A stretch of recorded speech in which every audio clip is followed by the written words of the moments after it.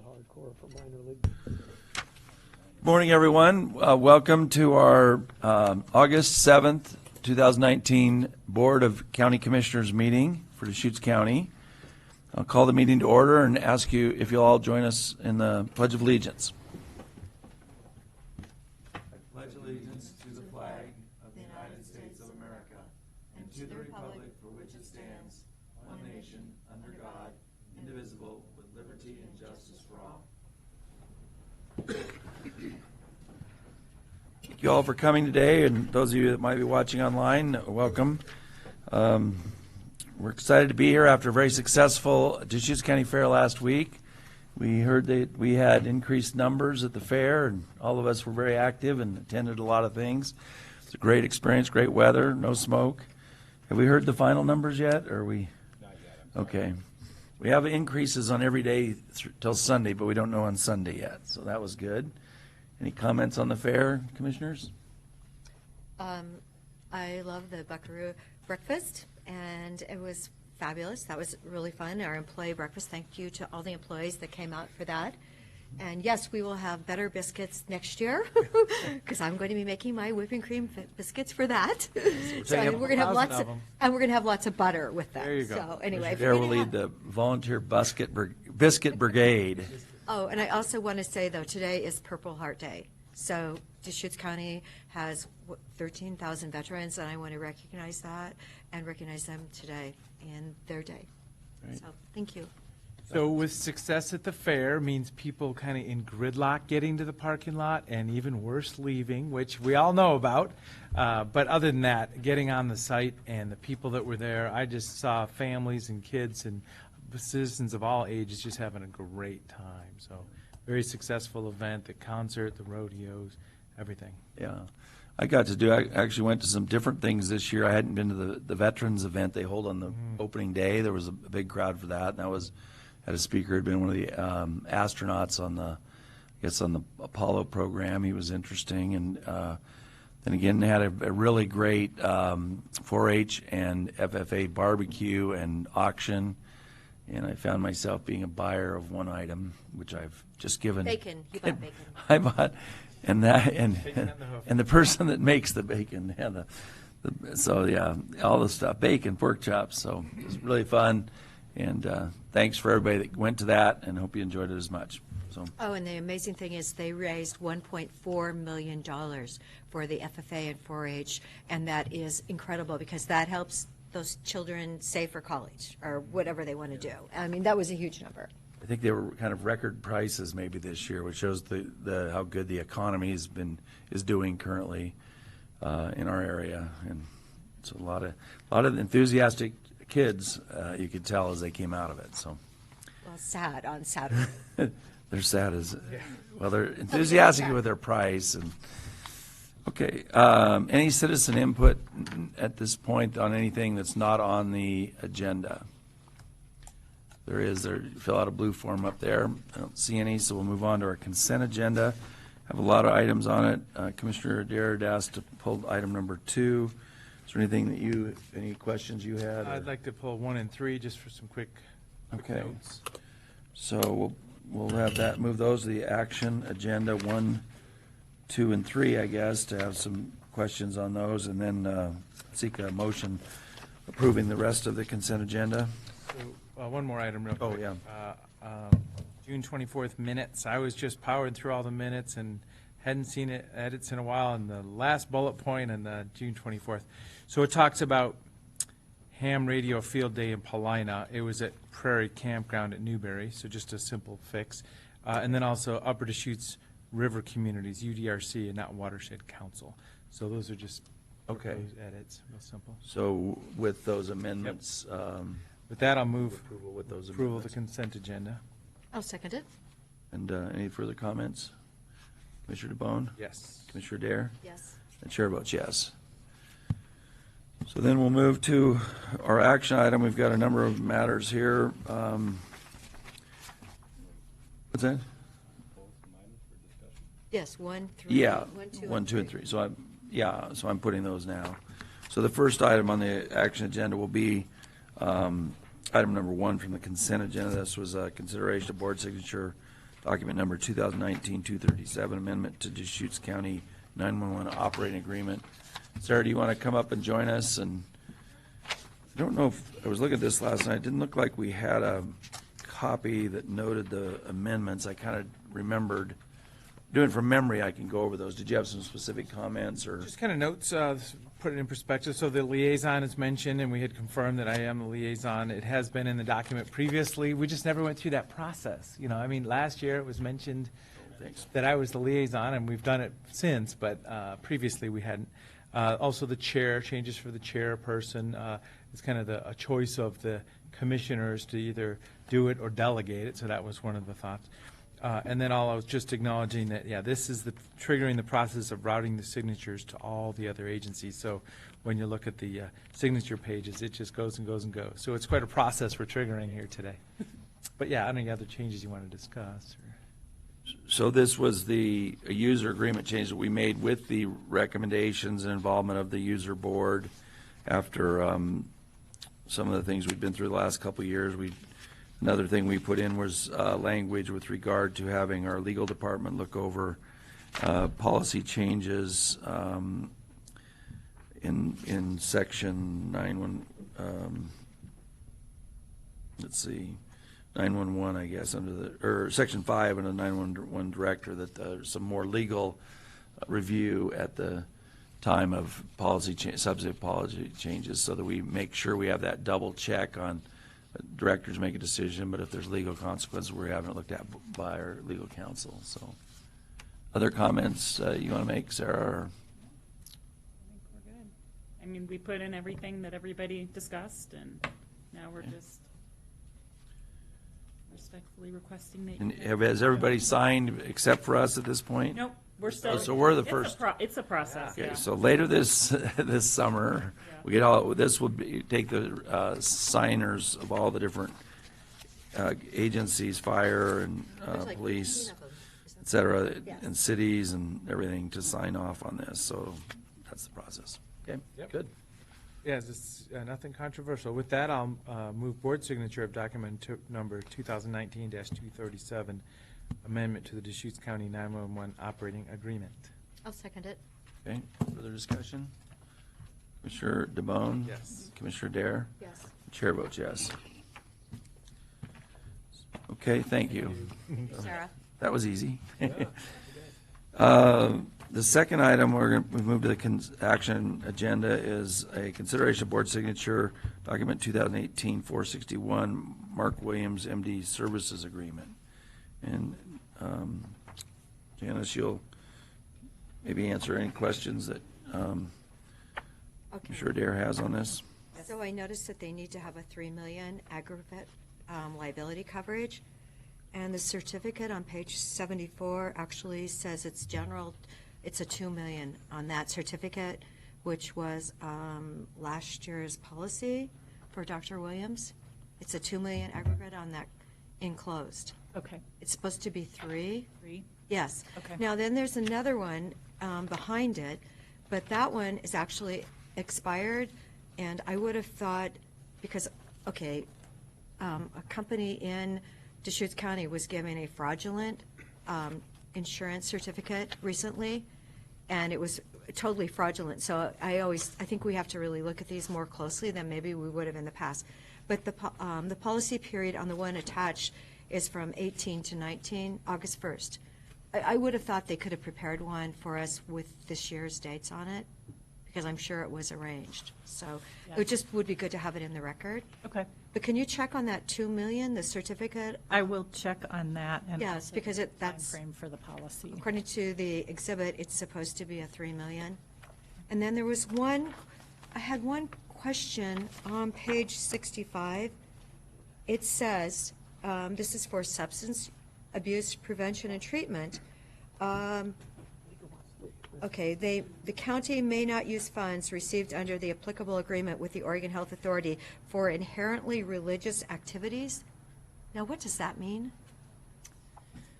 Well, it's a really broad statement, and it probably means things like when we're working in a public facility, we shouldn't be talking explicitly or providing services under the guise of any particular religious practice. So I think it's pretty standard caution to public service entities that we need to stay out of that water when we're working with clients. So that would be that the funding couldn't go to like Shepherd's House because they are a religious, organization that help people that have addiction issues? You mean Oregon Health Authority service element dollars Right. particularly? I don't know. I don't know if they fund nonprofits that have a religious affiliation. Often the funds are going to community mental health programs. But as you know, Lutheran Community Services Right. is a community mental health provider in Crook County, so I think I think there's some latitude there. But that would be, they would be more expert on that than I am. All right, well, if you could just check on that one, because it isn't the right, Yes, ma'am. it's off $1 million. I will. Okay, thank you. Further questions or thoughts? Well, I move that we put board signature on document number 2019-461. It's for Mark Williams, MD, Services Agreement. Great, I'll second it. Okay. Commissioner Adair? Yes, Commissioner DeBonne? Yes. The chair votes yes. and I do want to thank him for his service. Thank you. For Yeah, acknowledging and thank checking you. into those Yeah. items. I will convey that. Thank you, Great. Commissioner. Yeah, we're so thankful that he does help us. So item number 3 that's been moved to the action items agenda is board signature of document number 2019-603, an agreement with Oregon Department of Transportation for maintenance of traffic signals on county roads. And So I had pulled this just to reminisce the fact that it was only about 12 or 13 or 14 years ago that even one of those signals was the first one in Huntington and First Street in Lapine. I remember Paula Harvey talking about it in the national news, saying Lapine's getting its first signal. And that just wasn't that long ago. And we're talking about these 3 signals for maintenance now. So that's really the only reason I asked for this, is just acknowledging that. There were no signals in the county system before that either then. That's correct. Yeah, so that was only, as I say, probably 13 or 14 years ago. Yep. We've moved up in the world. Yeah, we're a 3-signal 3 signal town. South County. Yeah. So that's all, the only reason. So with that, I'll move board signature of document number 2019-603. I'll second it. Did you have any discussion, Cody, or any? I didn't. I can certainly answer any other questions if there were any, but I didn't- I Pretty didn't have any straightforward, questions. Okay, good. Let's see. So, any further discussion? Okay. Yes, Yes. Commissioner Dare? Yes. The chair votes yes. thank you. Thank you. Let's see. Okay. So that moves us on to the original items on the action action agenda. So the first will be a public hearing on the change, board consideration of order number 2019-030, surrendering jurisdiction of Old Main Court to City of Lapine. So you're sitting Right. just right where you need to be, so Yep, go ahead. Here. For the record, Cody Smith, Road Department.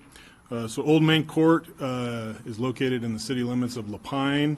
It is about a 120-foot long section of county road. For all intents and purposes, it's unimproved county road. Old Main Court is kind of the last remnant of Main Street in Lapine. Much of Main Street in Lapine was vacated back in the 70s, and the pieces that weren't vacated, other than this section, were converted into Huntington Road. The City of Lapine has made a request to the county to transfer jurisdiction of Old Main Court to the city. Our understanding is that the City of Lapine has a private developer who is the one and only adjacent property owner on Old Main Court, who wishes to have that right-of-way vacated for development of their property. So today we're holding a public hearing for interested parties to offer testimony regarding the jurisdictional transfer to the City of Lapine. So after closing the hearing, I'd ask the board to take action on an order of jurisdictional transfer. So do I have to do something formal to open the hearing, or? Declare the hearings open and call for any testimony. Okay, I'll declare that the hearing on this matter, board consideration of order number 2019-030, is now open. Is there anyone that would like to testify on this? And I'll just offer, road department didn't receive any written comments during the advertisement period for this hearing. Okay. Well, seeing no one coming up to testify, I guess I'll close the hearing, and then we can go to a vote on the order, or is it an order number? Yeah. Okay. Mr. Chair, a couple thoughts. and Yeah. comments. What's the status of Second Street going from Huntington to Morrison? Second Street is still currently a county road. Second Street's not part of this transfer. Second Street will continue to be a county road for the time being. Very good. It's a dirt, more like a dirt section between those two roads, not used as a primary thoroughfare. But That's correct, yeah. It is dedicated as a road still. That's correct. And then just for knowledge and opinion, I was involved with the Park and Recreation District many years ago. Also a BLM transfer of these public lands, which was under the library, under this triangle that's here between Main Court and Huntington Road. So that's publicly owned land for public purposes. There's a skate park there currently. As I say, this is more of a message for the city council and the folks in town there. The private development is wonderful, but also the fact that, if there's a transfer going on, I would propose that possible downtown parking area, if there was a future home for that skate park, would be an opportunity on that triangle in support of the private development and other activities around there. So just, as I say, laying it out there verbally for people to hear. Okay, do you want us to, road department to somehow convey that to the city? Oh, if possible, yeah. So So in advocating general, for- I'm sorry, go ahead. advocating for public use. As I said, there's a skate park on that triangle, not that it should leave, but if it ever leaves, I would advocate for that being a public parking area. You could put half a dozen cars in that little triangle there possibly, and that would be a great complement, because that other parcel that's going to be developed is kind of like an L shape, and it's going to be a little bit small, so they're going to have parking needs there. And then I don't know if there's any transitioning, they're being proposed by the city, because they'll have the jurisdiction on this, to vacate that, and give it to that property owner or not. I don't know what the next steps are. I'm just extrapolating what I see here. Right, and we don't know the full nature of the development and what's proposed here. I guess ultimately, road department's position is if the city of Lapine is asking us to transfer jurisdiction of a right-of-way in their city, we would love to oblige them. The actual vacation process, if the city did move forward with that, would be up to them and the statutes that they're obligated to in regards to that. My understanding would be that if they were to vacate that right-of-way, as that right-of-way all falls within one plat, essentially, that the property line effectively would go down the middle unless some other arrangements are made amongst the property owners there, so. So yeah, I guess conveying a message of what I've said, but also I'm available to discuss if somebody wants to. But I'm in the same spot you are. If they want it, they can have it. Sure, Darren, any comments, thoughts? No, I'm just glad to see that Lapine is progressing. And, when you visit Lapine, it's changed tremendously the last few years, so very positive. Okay, seek a motion, support of passage of this. I move we, for its signature, the passage of approval of order number 2019-030, surrendering jurisdiction of the Old Main Court to the City of Lapine, Oregon. I'll second it. Any further comments? Commissioner Dare? Yes, Commissioner DeBonne? Yes. The chair votes yes. All right, Thank you. thank you. Yep. thank you, Cody. Next item on our action agenda is consideration of chair signature document number 2019-621, the notice of intent to award contract on the HVAC system for the Courtney building.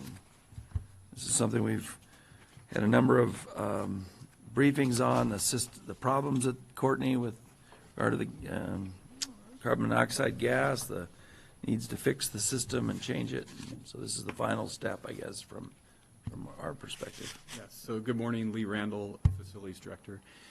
So you have today a notice of intent to award letter for Train equipment manufacturer for the equipment itself. So the next step that you'll see in a few weeks will be a completion of the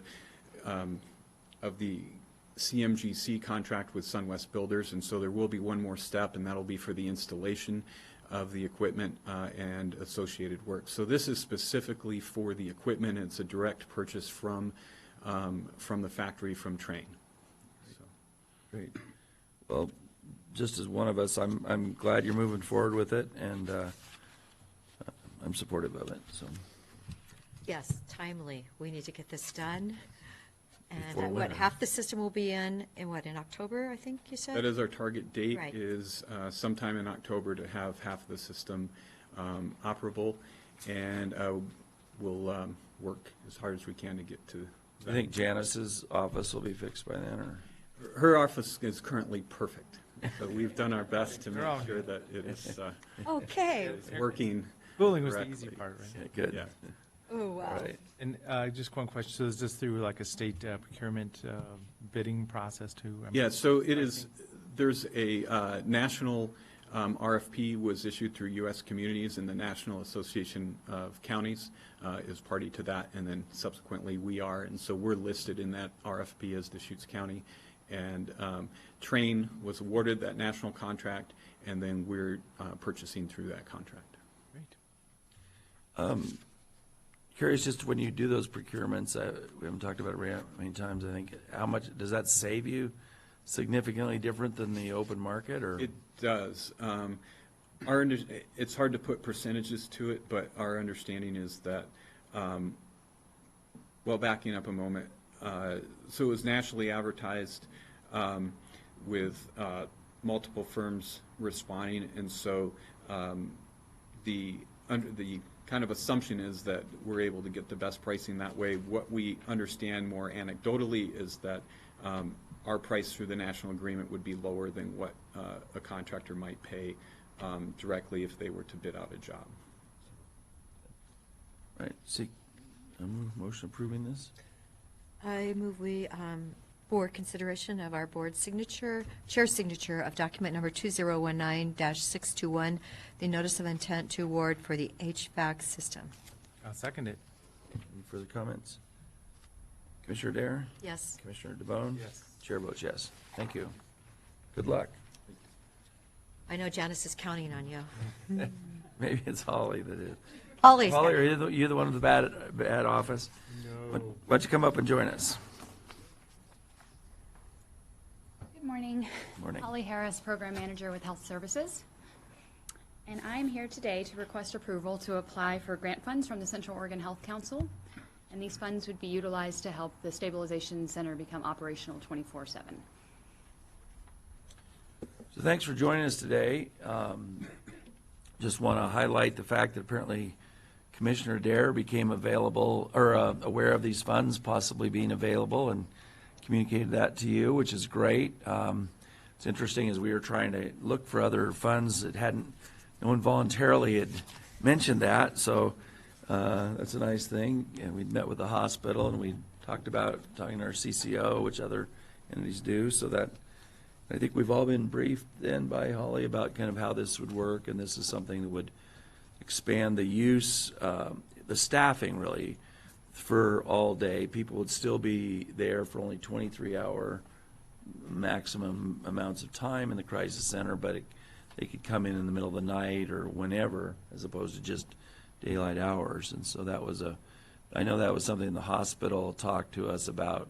Their needs are really not main daytime hours so much as evening and, middle of the night type stuff. So that was interesting and maybe helps there. But why don't you give us a briefing of anything you want to say that either to the public or to us about this, or? Sure, I think this is a wonderful opportunity for us to apply for.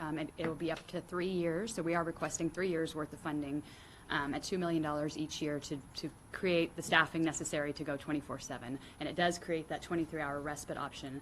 Without being 24/7, we really can't do that piece of it the way we intend to do it.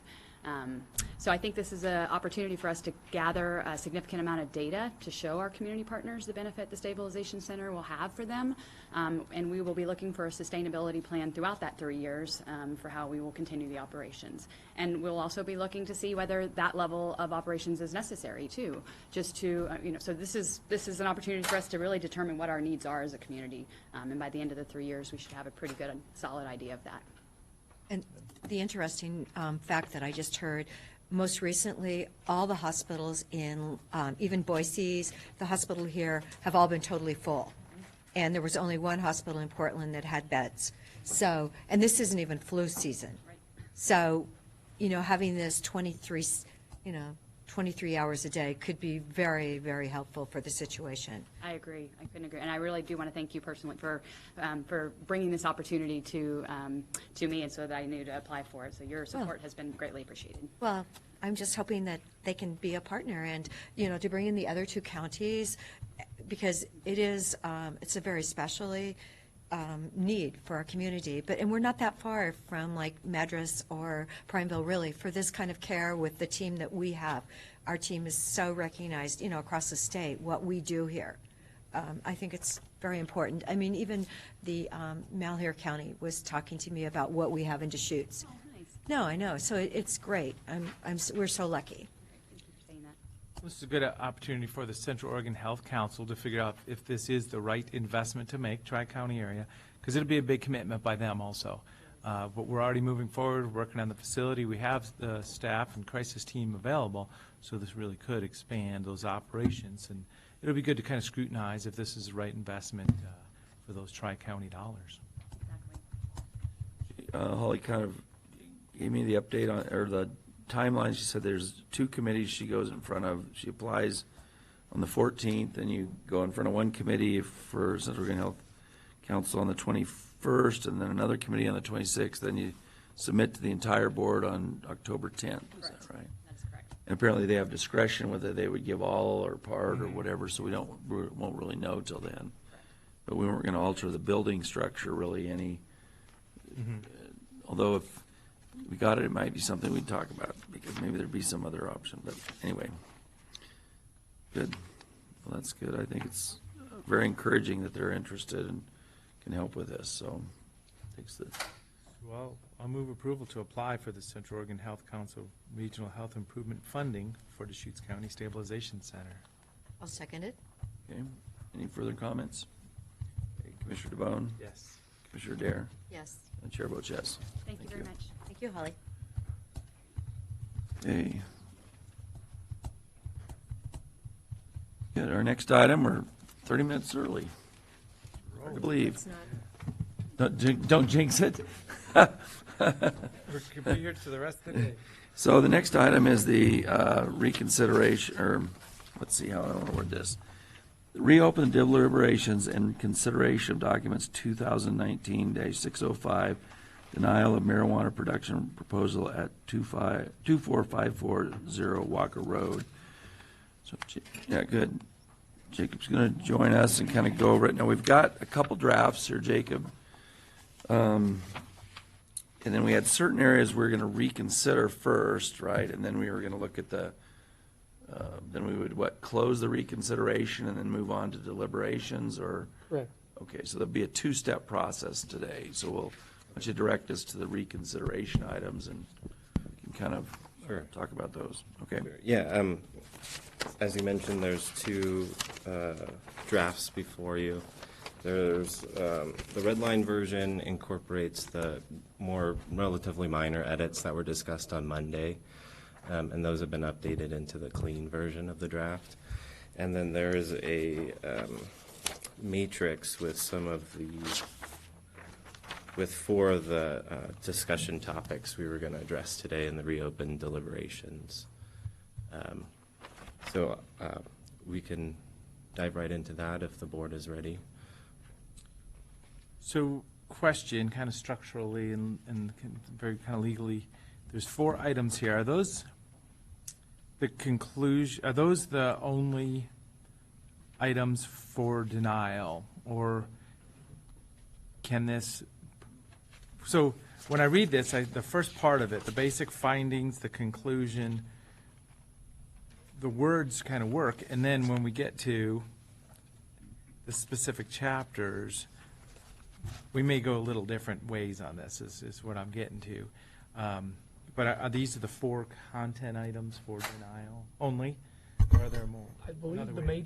matrix reflects the areas where we thought there was some ambiguity on whether the board had reached those issues. And so to clarify that for the record is the purpose of reopening deliberations on those points. And it could be you're going to simply say, no, we did discuss it and we're comfortable the record's adequate and move on, or maybe we were a little skinny on what we touched on, so let's maybe add a little meat to it and see where we can go there. If all 4 of these, and I'm not saying this is going to happen, but if all 4 of these were not supported as reasons for denial, is there still denial content in the Word document? That's my question. Defer to Jacob, but I believe so, yeah. There's other reasons for denial besides these 4. Right. Is my, That's right? what I'm getting at. Exactly. So the findings and conclusion starts with the purpose statement of Title 18 that talks about public health, safety, and general welfare. And then it lays out 7 reasons there that kind of tells the story of how the record evolved. And to say that reads pretty well. So I was Right. just kind of wondering if, are these the 4 legal content items, or is there something else? It sounds like there is. So, yeah, in response, I'd say that was the main reason for denial. And then the following 4 sections ties it to specific approval criteria and ties it back to applicant credibility of testimony and evidence in the record. Thank you for the discussion. So that was giving me my follow-up question. So you're saying that when we start on item number 1 of the matrix, that's on page 6. It's number 1 on Yeah, exclusive it's farm use. Page 6, right under chapter 18.16, exclusive farm use zones. Yeah. So that discussion embodies where we were as of Monday, but we're going to talk about it specifically based on the matrix. Okay. So Exactly. does that Yes. answer your question? Do you have any initial questions, Commissioner Dare? or No, I have should we my start? original documentation from Yeah. our original discussions. So I went back and looked at those. Okay, so let's go ahead and talk through this. The first one? Sure. Yeah, so number 1 on page 6, as was mentioned, I really summarized these comments since we have discussed them already. It's just in light of the developments in the application. So summary of the comments in opposition, essentially that there wasn't enough evidence in the record to demonstrate compliance with this criterion, and that assurance by the applicant that the standard would be met either through their assurance or through a condition of approval is inadequate, and that's tying back to the applicant credibility argument as well. The comments in support from the applicant were that their anticipated quantities of crops produced and processed were put in the record, and that most, if not all, processed crops would be grown on site. And so what staff is requesting for the board to determine is if the draft findings for that section accurately reflect the board's decision and intention. If we need to make some edits, I'm happy to do that now. And, I just mentioned that these are the 4 topics that were marked for redeliberation. If there's anything else the board wants to discuss, we can do that too, or any other edits that we need to make to the decision. So I read this as, if you take all the production on the site, you can only bring in 3 times more than that to produce for other people. So, yeah, I don't see this as a content item for the decision. So, as I say, I may be going other ways from the other commissioners. I don't see that that's an issue. Okay. So for me, what I understand the opponent or the appellant to be saying is that there was not enough in the record to assure us of that based on some of the reliability questions. I mean, it's possible that they could do it, meet the rules, but there's a concern that they won't.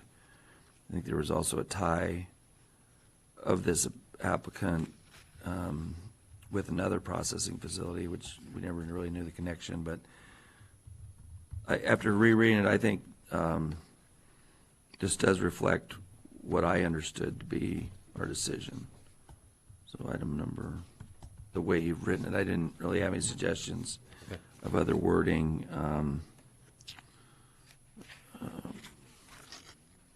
I don't know how else we would say it. I guess what is really missing was a plan related to something else, or it just was a, so,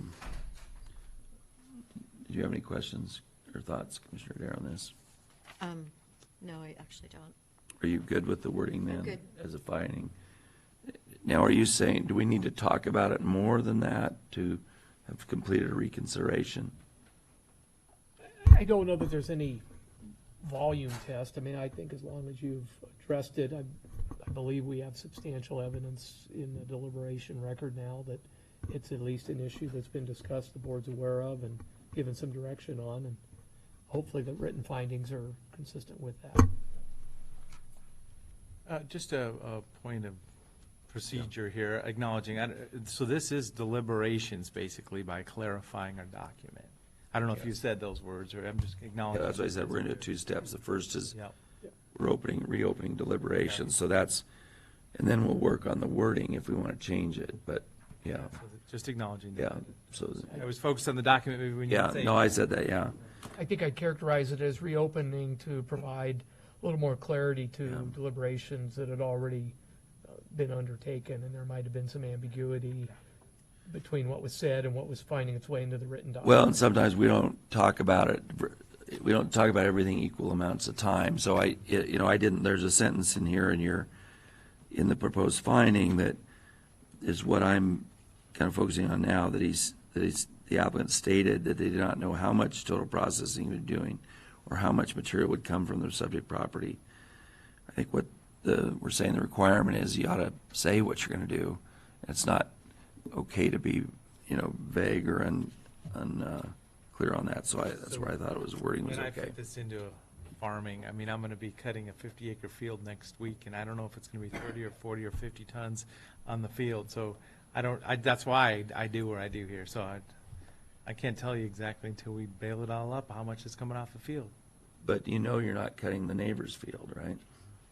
Well, So I guess that's where I see it as different. Right. This is saying, are you in the business of cutting your field, or are you in the business of cutting other fields? What business are you in on your property?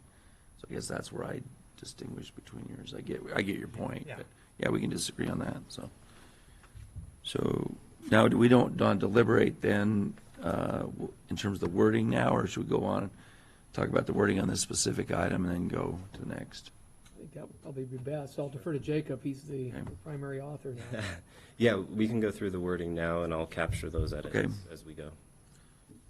So Commissioner Dare, do you see any changes in the wording based on our further consideration of this item? No, I don't. Did staff or legal have any additional thoughts? I don't believe so, no. As good as it gets? Okay. All right. I will note that this is a findings document that was primarily generated by the attorney for the appellant, and Oh, yeah. short timelines and turnarounds, and so I think in a perfect world, staff would have had more time to work with the appellant's attorney and flush some of this out, and there just wasn't time in this case, because it was kind of late in we have, a week here, I think, till the 150 days. Well, but if you have any thoughts today, Yeah, we're we doing could it. offer them. Yeah, but I mean, that's why we're in this a little bit unconventional process here. Yeah, I just say, hopefully, the goal is that I can take all the edits that are provided to me today, make those edits, and bring them back to the board for signature of the final document, hopefully by end, if End possible. date today. Mhm, if because we possible. don't meet next week. Yeah, there's a Monday meeting, but not a Wednesday meeting.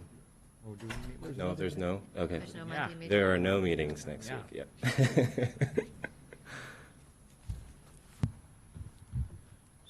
So we'll move on to the second one then. Yeah, so item number 2, is on page 7 of the draft decision. It continues on to page 8. It has to do with odor control, and comments in opposition were about the engineer's conclusions not demonstrating compliance, and assurance from the applicant that at all times odor would be properly mitigated.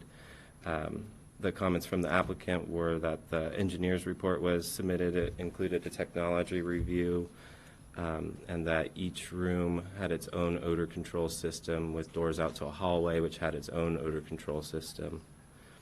And then, again, the question from staff, or the request from staff is for the board to clarify if this accurately reflects deliberations and the intention of the board, and to provide any edits that are required.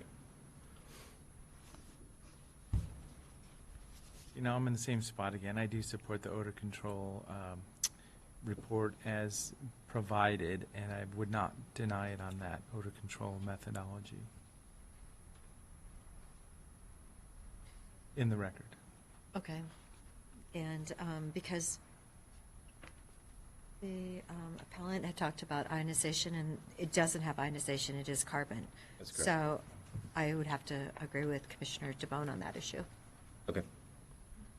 So, yeah, so I felt actually that this particular application met the standard we'd set in other cases with regard to odor control. We're So, saying yes. It you wasn't know, fair that it wasn't, original. I mean, it's one of the most rigorous rules or regulations we've tried to establish, but this was as good as we've seen in others, I felt. So, so I guess we would take that, Okay. given that, we'd then probably take that finding out. Yeah, I can remove that whole section then.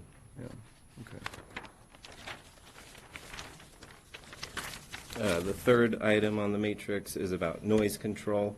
So there was concern about HVAC units. There's 16 of them on the perimeter of the building. That the concerns about the engineer's conclusions weren't based on on-site calculations. And again, that assurance by the applicant that the standards would be upheld was inadequate. The applicant stated that their worst-case scenario for the noise model showed that they were within the 30 decibel limit, and that the mechanical equipment wouldn't ever be turned on all at once, although that's what the scenario modeled. And again, staff is requesting the board to provide clarification on the findings if it accurately reflects their intentions, and provide any edits. Their report did say, and when we originally were referring back to our initial analysis, that it was going to be 27.3. So what you're saying is it's at the 30 decibel. So you would have to say that if they were actually running all 16 machines, they're within our limit. So I can't have a problem with that. So on this one, I do have a problem with that. I didn't think that I think the closest boundary was only, what, 53 or 153 feet, which is about as long as if you opened that deal and you were from this wall to into the other room. And I just, with 16 running, I didn't think it was reasonable. I mean, I'm not convinced that their test was accurate or that it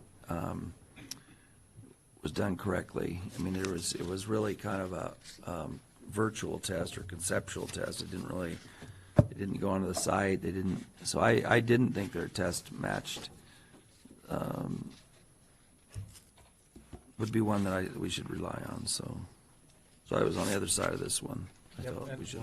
So I support the applicant's engineering demonstration of 27.3 decibels at the property line, knowing that if there's more mitigation, it can be done for sound. So, a barrier wall, other sound deadening configuration measurement can be done. So, yeah, I wouldn't deny it on this either.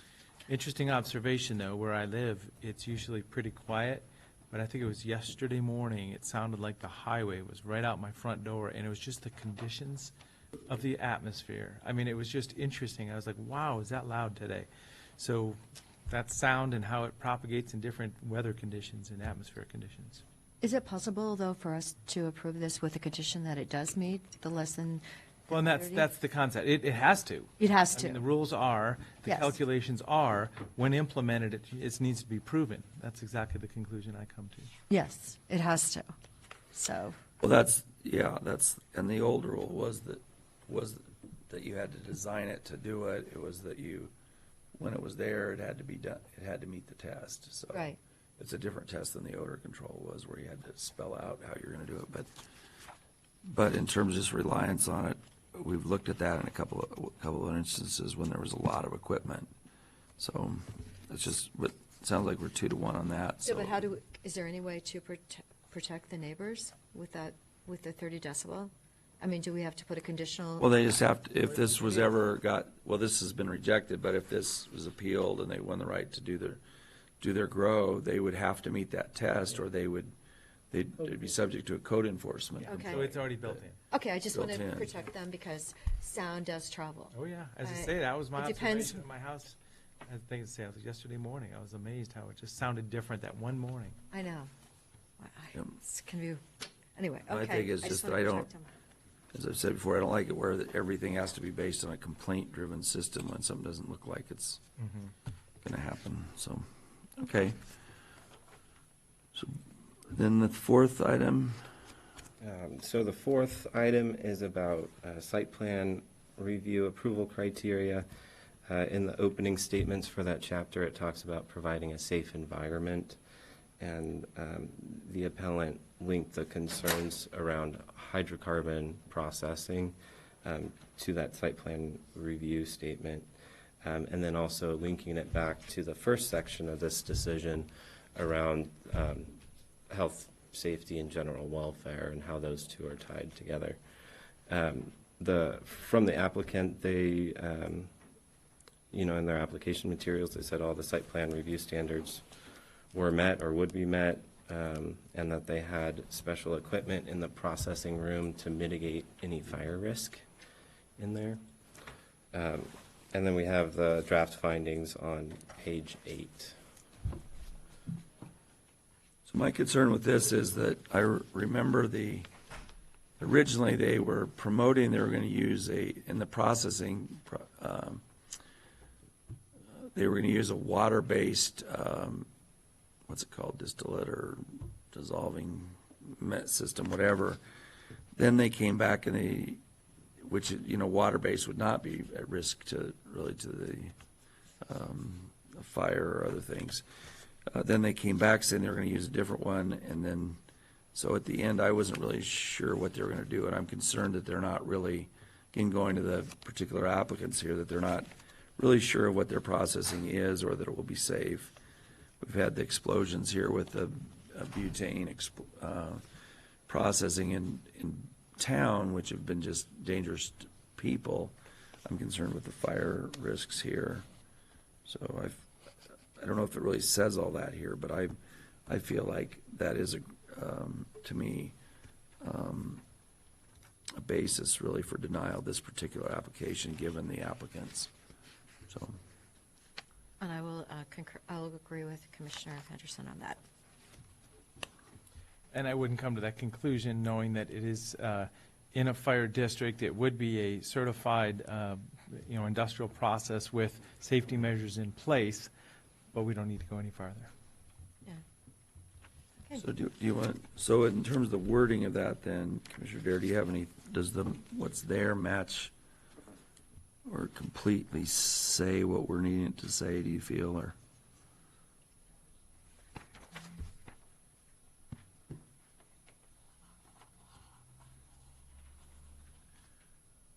One word I have is the next last sentence is questions whether, I would say I doubt whether the proposed Okay.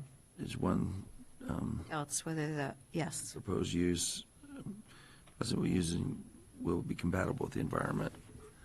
That's stronger than questions, I guess. Yeah. Okay. Definitely doubt is a better word.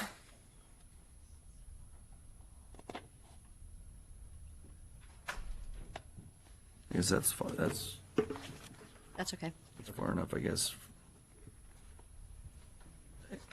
I guess the only thing, whether you need something in there about applying it to the credibility issue, is kind of changing testimony from water-based to Entane, which was supposed to be better, and then finding out that Entane's really no different, and it seems like kind of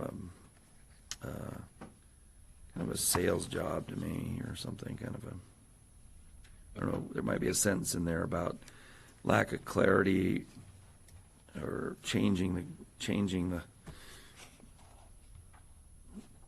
or there's a lack, I don't know, lack of substantial evidence as to what they're really gonna do, or something, I don't know. Okay, I'll take Some this. proposed wording on that, okay. All right, let's see then, we've got some changes possibly, what's our next step? Staff can bring this back to you before the end of the meeting. I've scribbled some changes. I saw Jacob did and Adam did, so I think between us, hopefully we captured them all and can bring back a That- red line reflecting that for the board to look at. And if you give us the okay, we'll make it a clean version and get it signed today. Okay. So that would work? Okay, Okay, do you think it's doable? I'll do it. All right, what if we just decide things quickly? We may have to adjourn and reconvene, so, Okay. okay, thank you. Any further questions on that then? Do we need to do anything else procedurally? Yeah, we'll bring it back. this Close our deliberations and I our, support a quorum of the board, and I don't know that we need to see 2-1 in anything. The decision will reflect that overall it was a 3-0 vote to Yep. deny the application. There is some clarifications on a few of those points, that it was 2-1. Yeah, either way. So keep the record clear on that. Okay, Okay. thank you. Thank you, Jacob. Thank you. thank you. So that would close the deliberation, or the reconsideration deliberations of document number 2019-605. That moves us on, I think, to our final item on the action agenda. So this will be deliberations, reconsideration of marijuana text amendments. Tanya, you'll lead that. We've got Nick is back up. So,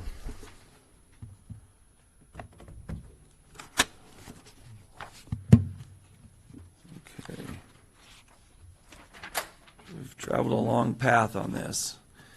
So I'll just kick off where we start, I guess, is that this was the time when we were to look at the marijuana text amendments that we had passed, was it October of last year, November? Which had been appealed to LUBA, Land Use Board of Appeals. We had pulled those back as a commission to reconsider some of the regulations, get some additional testimony. We did that several months ago, I guess. Can't remember the date. A couple of months ago. And in the process, it's kind of morphed, I guess, somewhat, but we've got a lot of new record. We had a whole booklet put together of everything that's been submitted in this second round.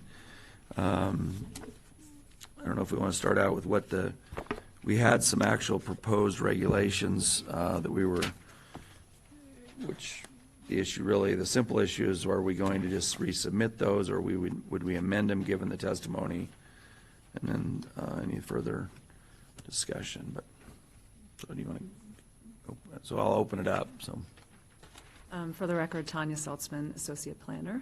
Commissioner Henderson had already kind of summarized it, but I'll just very quickly give an overview. Public hearing for the They're hear requesting you. audio. There might be Yes. yeah, is just it me? volume control. Sorry, Audio is that just- better? I do that all the time. I'm a low talker.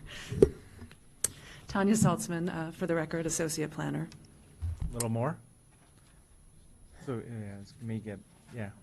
We'll see how it works. I don't want to blow you all It's out of the gonna be room. Is that okay? Yes? Go ahead. Okay. Tanya Saltzman, Associate Planner, Deschutes County. Commissioner Henderson already summarized the process to date, but I'll just do a quick overview. I'll keep talking until someone tells me There you go. something's wrong with the audio.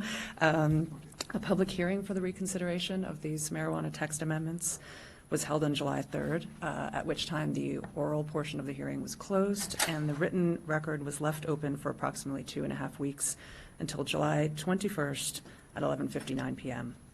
A memo has been provided to the board containing all of the testimony that's been received to date in this second round of the reconsideration of the text amendments.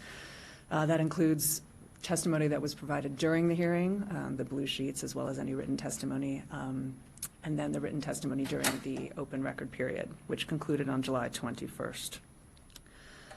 And staff seeks board direction on the reconsideration of these amendments. Just to make it clear, due to the LUBA appeal deadline and the reconsideration, a decision has to be given to LUBA by Tuesday, September 3rd, 2019, which is the day after Labor Day. Okay. And with that, I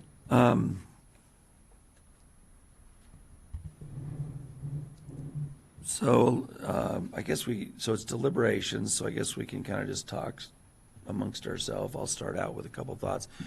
One is that, we recalled that the reason we did such extensive regulations was, one, that we had promised, I guess the original commissioners, yourself and Commissioner Boehne and Commissioner Unger had promised that they'd be looked at after a period of time.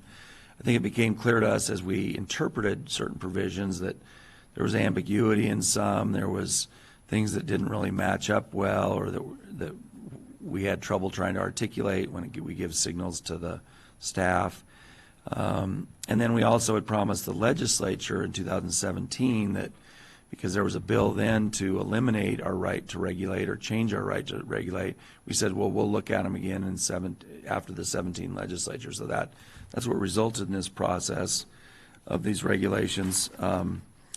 For me personally, I really don't have a problem with what we've prepared, even in light of the testimony that we heard in the reconsideration. I think the more we've heard of this issue, from my perspective, the more I realize in my mind, it really isn't a farm use. It's kind of an industrial use. We're the only state in the country that calls it a farm use. We put it in buildings. It has a lot of machinery, et cetera. I don't think we heard a lot of comments on we shouldn't be regulating at all, et cetera. But these are reasonable things you do in business now. You don't have paper mills with lots of odor problems now. They're eliminated. Refining plants have odor control mechanisms, sound, lighting at night, proximity and things were all reasonable. And the first go around to me, what we changed didn't make it that much more difficult to have a marijuana grow. And so I don't really buy off on the idea that it's unreasonable to regulate them, or the idea that we're regulating them unreasonably. And I think our job is not to just look out for a emerging industry, but also look out for the thousands and thousands of people that live throughout Deschutes County who've moved here for the reasons they moved here, invested their money in expecting farming to be the things we've always known to be farming, not this kind of a problem. I was really impressed with the new stuff in the record about other areas and the problems it mentioned in other counties like Santa Barbara, where odor control isn't regulated and it's causing a disaster to people there in their livability. I think it's the same issue here in Deschutes County, and I feel that us trying to do that is a reasonable thing. And I've also said all along, I don't think it's unreasonable what we've asked growers to do. If they're serious business people and they talk about how much money is to be made, these are things that they would do as good neighbors, as my predecessor called it, Mr. Unger, that we should have a good neighbor policy. These are easy things to live up to in my mind from a business standpoint. So I don't think it's just this farm use like everything else, then it should just be done away with. So it's in that backdrop that I evaluate anything we do today. So. Two items on the regulations, removing MUA 10 and then with proximity to the Redmond urban growth boundary. Those were just two areas that I was really looking forward to adding to these regulations. A year after we put them in place, finding out that there wasn't a lot of pressure for MUA 10 zone, and there's a strong request by the Redmond City Council or the leadership to have that buffer opportunity for the Redmond UGB. Just acknowledging two items that were on there are updated time, place, and manner regulations package that I enthusiastically endorse. Comments? Well, originally, people thought that marijuana operations would be miles from schools, and then it was only, 1,000 feet? And so the amendments which were done last fall, I wasn't part of the team at that time, but I've been listening to our citizens that live here and what they've been dealing with, and it's been overwhelming. It has changed the dynamic communities such as Alfalfa and Tumalo, and it's changed them really for the detriment of a lot of citizens. And so I really respect citizens and, the impact, the fact that so many people cared enough to tell us what they were thinking and how their lives have changed. And then you hear from law enforcement, and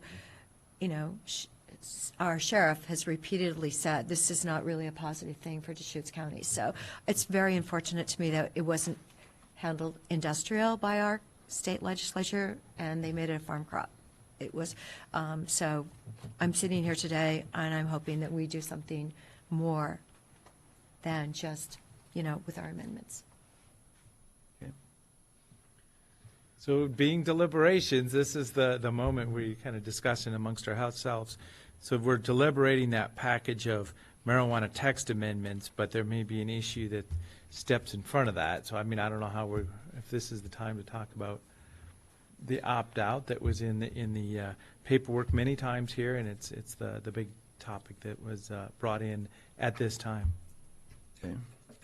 Well, I think we can deliberate on anything on the that was part of the record, that was newer in the record or had been brought up during the record, which was, as you're probably going to say, was unique to the second round. The first round, that wasn't really a discussion point. We were really focusing on where the regulations working, where did we need to clarify things, simple things like does the same access requirement apply to a less than 5,000 square feet as does more?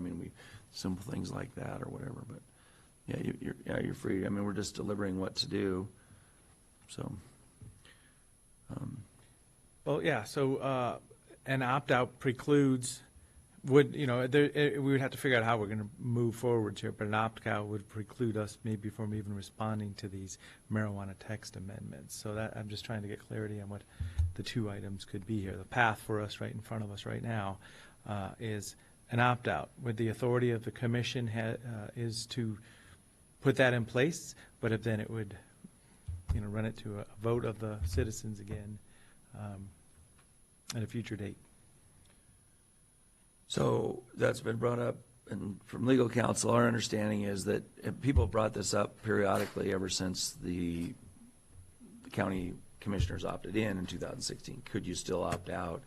If we did, what are the implications? And you've kind of explained that to us before. Why don't you explain it here on the record and where that takes us? Certainly. Well, I guess going back in time, the county actually did opt out once. In December of 2015, the county opted out of marijuana businesses in the unincorporated county. That was subsequently repealed, I believe, in March or April of 2016. And that was after a point in time when the legislature passed a specific bill in the short session in 2016 clarifying that the time, place, and manner would trump the right to farm and not the other way around. So there is precedent for opting out. The county has done it before and then chose to repeal that opt-out. So if you were to opt out now, first of all, you have to determine what categories you're opting out of. There's multiple marijuana business categories that you have the ability to opt out of. And again, keep in mind, opting out, anything you folks would do in the context of opt-out is just for the unincorporated county. It has no impact at all in the incorporated cities. They're free to do as they choose.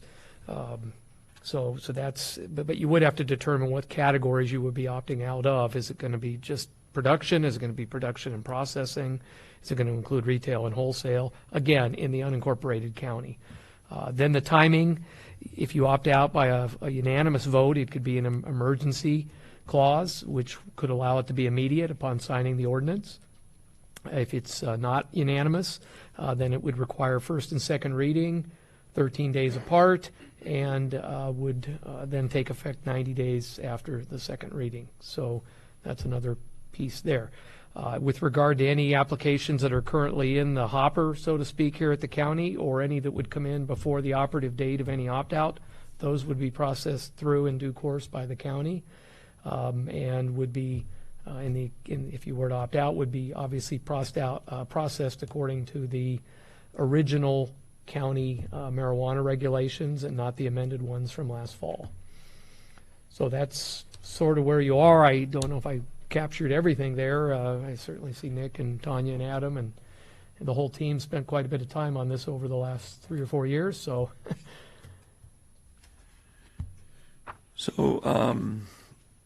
So you're saying basically there is the right, the county has the right to opt out, the commissioners do, but what that really does is it puts a pause on anything. The real opt-out would be when the voters voted on it. If they voted to opt out consistent with the commissioners, then that would really end the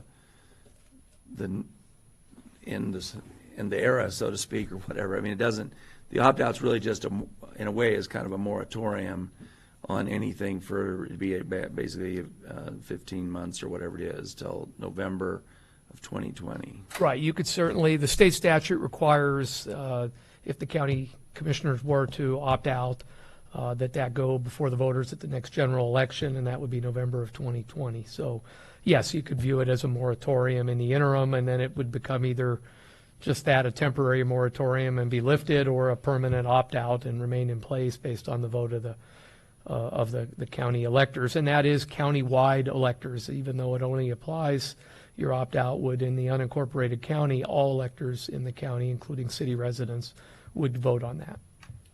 So temporary moratorium, voters choose to allow production in the rural county, and then we would be foregoing time, place, and manner regulations also, correct? Not necessarily. Your time, place, and manner regulations would then be what were applicable. The first version of them. If you were to withdraw and not, Yep. continue with the amended ones. Now, certainly there's nothing to preclude you in the interim from working on and ultimately adopting new regulations, or at least having them sort of on the shelf in the event that the opt-out was not sustained.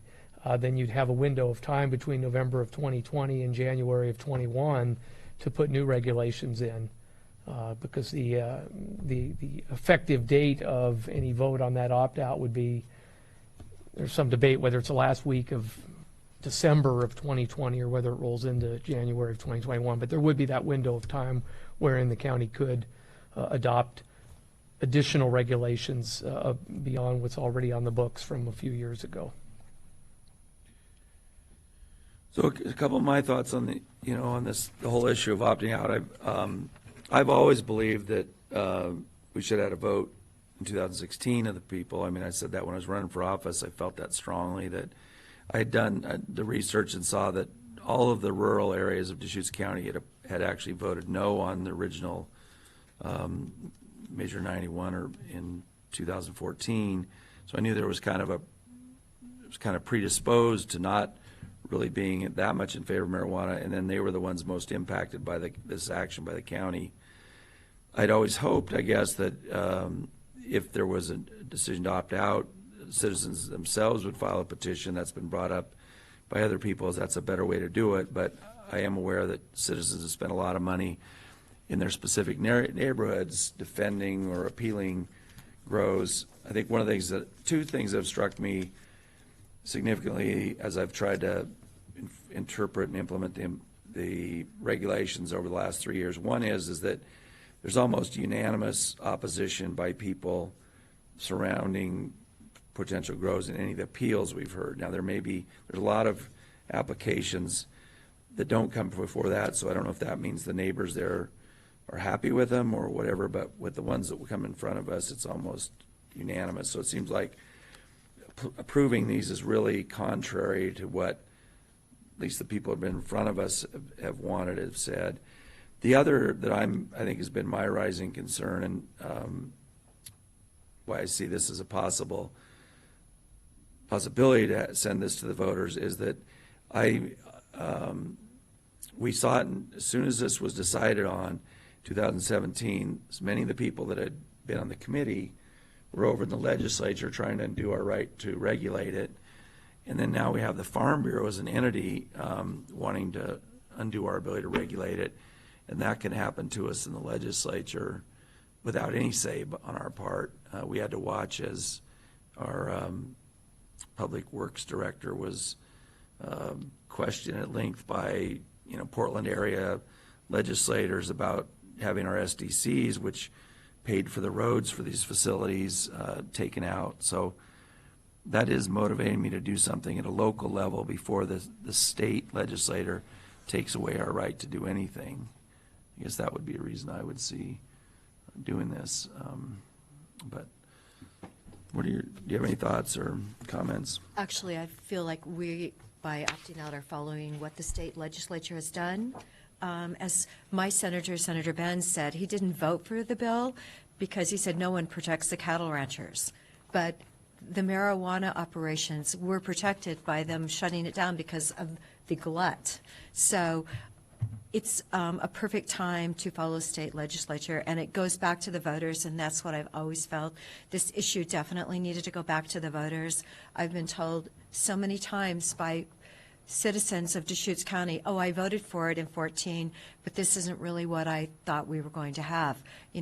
The state legislature didn't call it a crop until after that 14 vote. So we didn't really know what we were going to get. Therefore, it is a match with the state, and it does go back to our voters. It'll go back to all the voters. But clearly, it did not pass in rural Deschutes County, which has been the area of our county that has been impacted for the last couple years. So I feel like it's only fair. We have 19 approved operations. There's 30 that OLCC has not approved yet. So they will all be grandfathered in if they get through that system. So I just feel like, you know what, we're already producing enough. And I know legal counsel has said that they will fight so that we still get our marijuana funding, which helps support a couple sheriff's positions that we really need. So if we can fight to still get our marijuana tax money, because that shouldn't be taken away from us. It's, we don't know that yet, but I do believe it seems only logical and fair that we still would get the revenue in order to pay for the people that we need.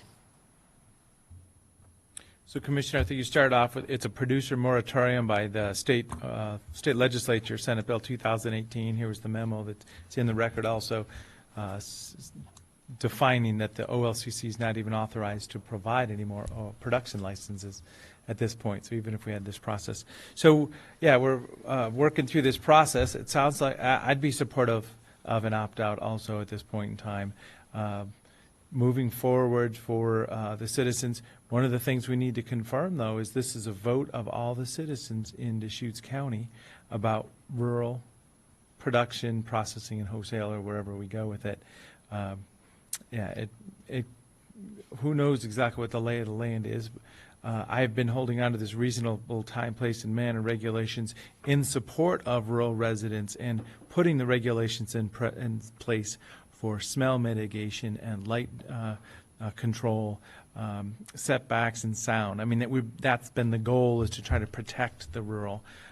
There hasn't been a lot of common ground on two different worlds here. People that just don't want to see it, and people that think it's a crop and we should just be able to do whatever we want. Not a lot of common ground. So that's where we've been at for many years. And it was like that. We had this room filled up, and we heard from both sides, and there was just no listening maybe to the other sides by some folks, and it's just been like that. We haven't seen a lot of bridges being made over the years also. So this is an interesting point in time. We're deliberating text amendments, but the opt-out has come up again, and it sounds like there may be support. Well, I was struck in the record that there was a letter from the board when you initially established all these to the legislature, said the following: we considered and balanced extensive public comments, committee recommendations, and state law in formulating the final package of regulations. The adopted standards provide a carefully crafted compromise to support this emerging industry and protect rural quality of life through mitigating sight, sound, smell, water, waste, disposal, and more.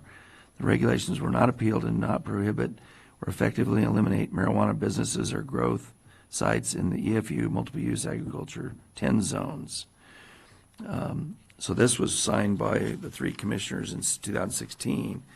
And then you turn to the information from Oregon Farm Bureau this last legislature, where this is kind of talking points. One of their goals is to ensure that any time, place, and manners adopted by the counties are reasonable. But they say what's most concerning are the regulations enacted around how marijuana is allowed to be grown in the county, including onerous setbacks, odor mitigation plans, water quality plans, buffered instances, and other regulations we believe far exceed the scope of what the legislature intended when it authorized time, place, and manner regulations for marijuana. And then they argue that the original bill was a very limited carve out of Oregon's right to farm, and that we believe that it should not be more heavily regulated than other farm crops. Well, if that were the case, and this is where I find the real dilemma with the Farm Bureau, and why is that then you could have marijuana growing you could have it outside, you could have it right next to the property line, you don't have to have any motor controls, sound controls, light.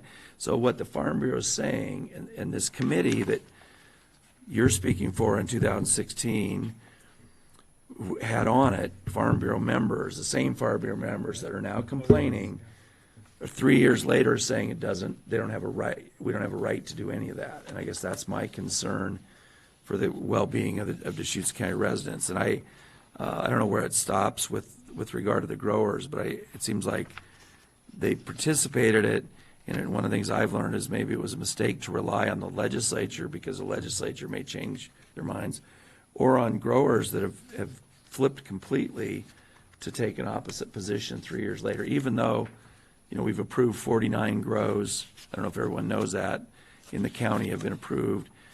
So it's not been prohibited. It's just lots of complaints about it being too difficult. But I don't know. So I thought it was interesting that the record had this in it, or the statement from what it was there. So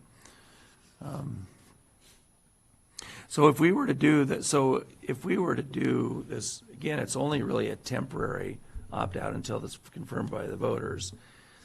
Do the regulations that we just proposed die if we don't resubmit them, or are they on hold until the vote of the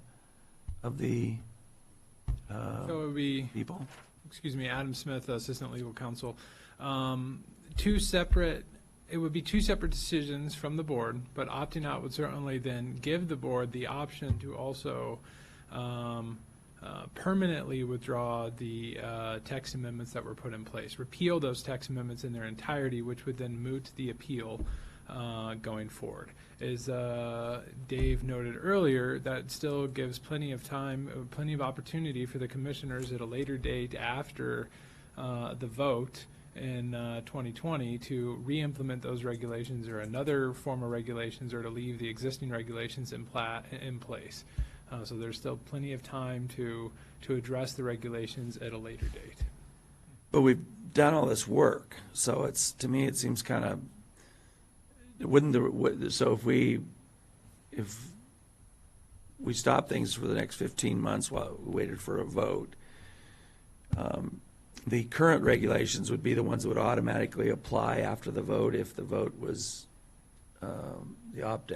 was to opt in, or the opt out was canceled, so to speak.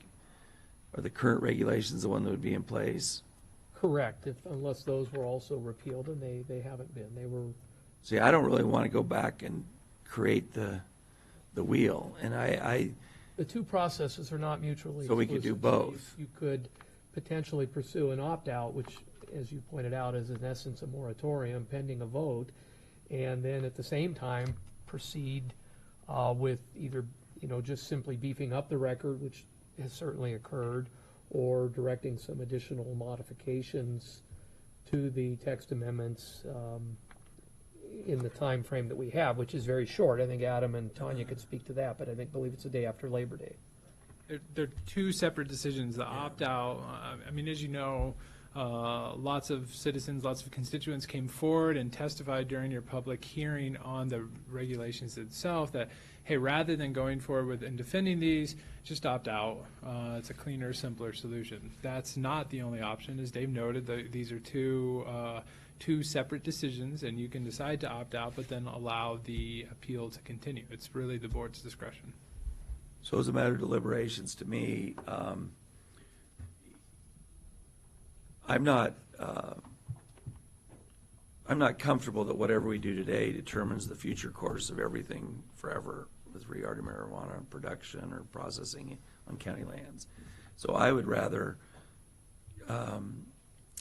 prove that, just continue forward with the additional record and the revised rules on appeal in the event that the vote, doesn't go in favor of opting out, because to recreate that seems like a huge cost to people that have already participated, a cost to the county to do, continue to go all through that. And I really haven't heard much of anything. There aren't any rules that we might be able to make them better in light of some of the expert testimony on what we should say about odor control or whatever. But to just throw out all that body of work is kind of a separate issue to me, and I don't know, that's my feeling. I like most of the changes that we came up with. We've spent a lot of work on them, and I don't know if it affects the outcome of the election that they're pending, but it doesn't bother me that they're pending, I guess. I don't know, what's your thoughts on that?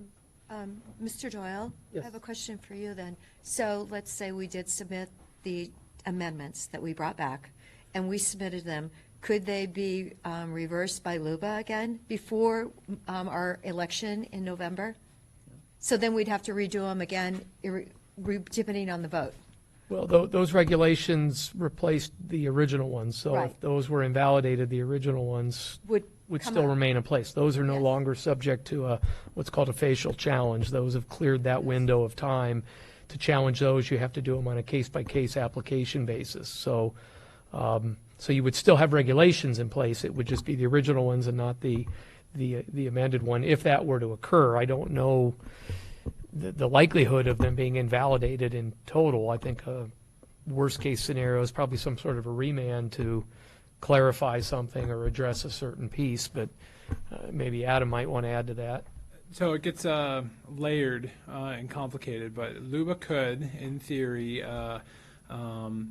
issue a decision on, and let me back up, I don't think any issue or any decision issued by LUBA would stop with LUBA. I assume this matter would continue on to the Court of Appeals. So more likely the Court of Appeals could interpret what is a reasonable regulation in the state of Oregon in light of this issue with the right to farm, but on the other hand, we also have the right to adopt TPM regulations.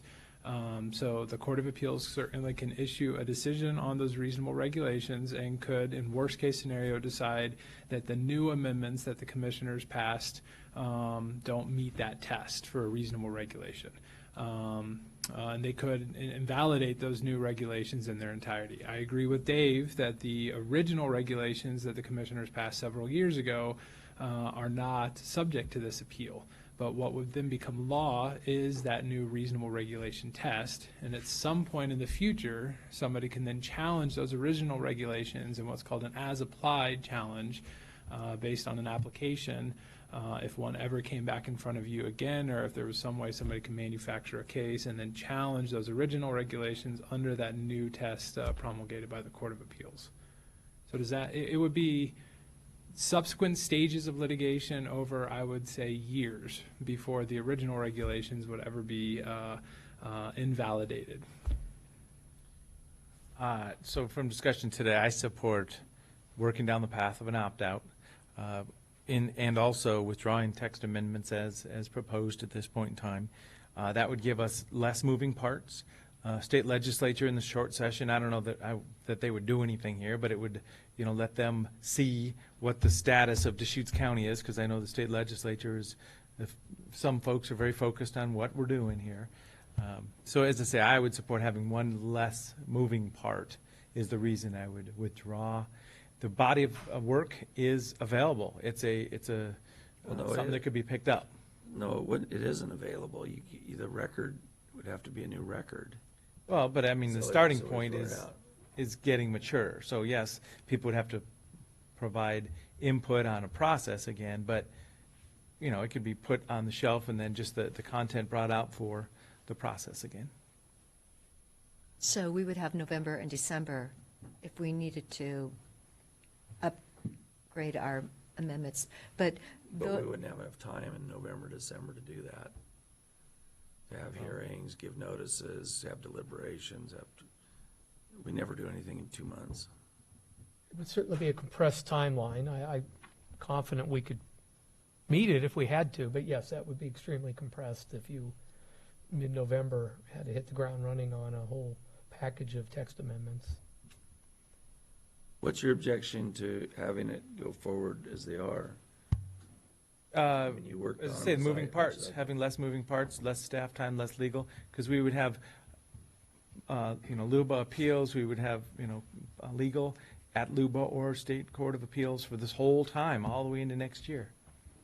Why sign up for that?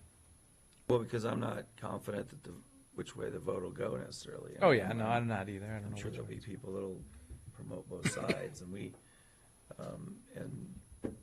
so we're going backwards to opt out. Well, because To then- do the vote to begin with, because. I think we're going forward Just like- to opt out. Yeah, well, just like we have testimony from folks that are saying, just opt out, I want it to go away. Opt out means it's going to a vote, and it's going to be very engaging next year, right? This would be one less thing for a person to have to put in their brain when they say, well, what do you mean there's regulations appealed and there's an opt-out, and the opt-out didn't mean go away, it meant I have to vote on it, yes or no, so it's just one less moving part. That's exactly my conclusion.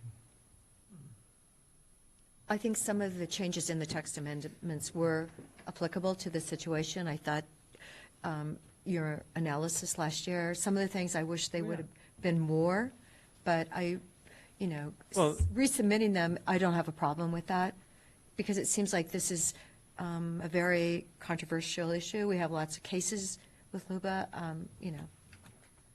I This do is believe Deschutes that. County. Yeah, and I do believe that all the approvals were under the original regulations. There have been no approvals under the amended regs. There's one case One? still pending. Yes. That's on appeal, or we haven't heard yet, or we've heard. I think we're in the open record period. That was a denial, right? The application was denied. Oh, maybe it's the Sterling Drive. Is it Sterling's? I'm sorry, I've lost track of that particular case, but we could certainly check and find out. But it's not been appealed yet.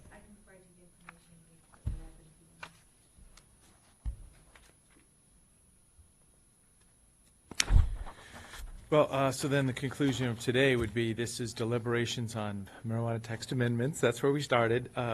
And yeah, we're getting maybe hung up here a little bit, but there is support for an opt-out, it sounds Right. Yeah, I see this in chapters in a book, and I don't Yeah. think this is all going to end. You've still got 49 growers. There's probably growers that are happy that there's an opt-out because there's less competition. There's ones that are unhappy because it hassles so much. So it's not really the end of anything, but it could lead to no more grows in the county, which I think a lot of the county would be very happy about. But if we have to start up again in November next year, I'm just worried about whether we'd really have that time. And a lot of I guess the other would be that would there be any regulations? We're confined on the issue really of the regulations we aren't really confined on when we do an opt-out, right? I mean, the regulations, we have to have resubmitted them by a certain time or they just goes away.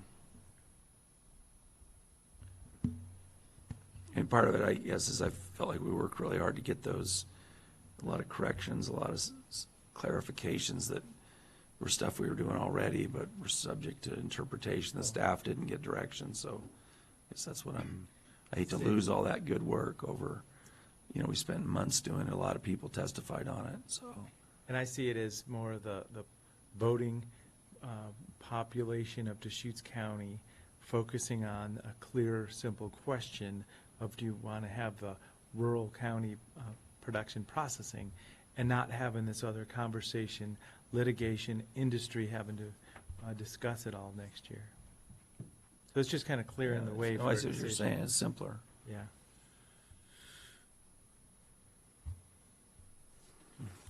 If I may, and just offer quick perspectives on the two different approaches. If you opt out, then there is a certainty for, then there is certainty in what is occurring in Deschutes County. And they're proceeding with the litigation on the text amendment itself doesn't affect the opt-out, right? There's no benefit. There's nothing that will be gained from that case because you will already be opting out. So continuing on with that litigation could have impacts that are negative to Deschutes County, but no positives because the opt-out really supersedes that decision. So that's one thing to keep. I mean, if the commissioners, of course, want to proceed with that litigation, we can. We're prepared. We've been preparing the record, and we've been working towards that goal for a number of months now. But I feel obliged to note there's only potential consequences. You're saying negative consequences. That The positive consequence of prevailing on that litigation doesn't change the opt-out. We're opted out. right, we're opting out. We're opted out. And Well, the positive consequence would be, gee, the way we were doing it to begin with was legal, constitutional, met reasonable standards. And so the people that are now telling you should,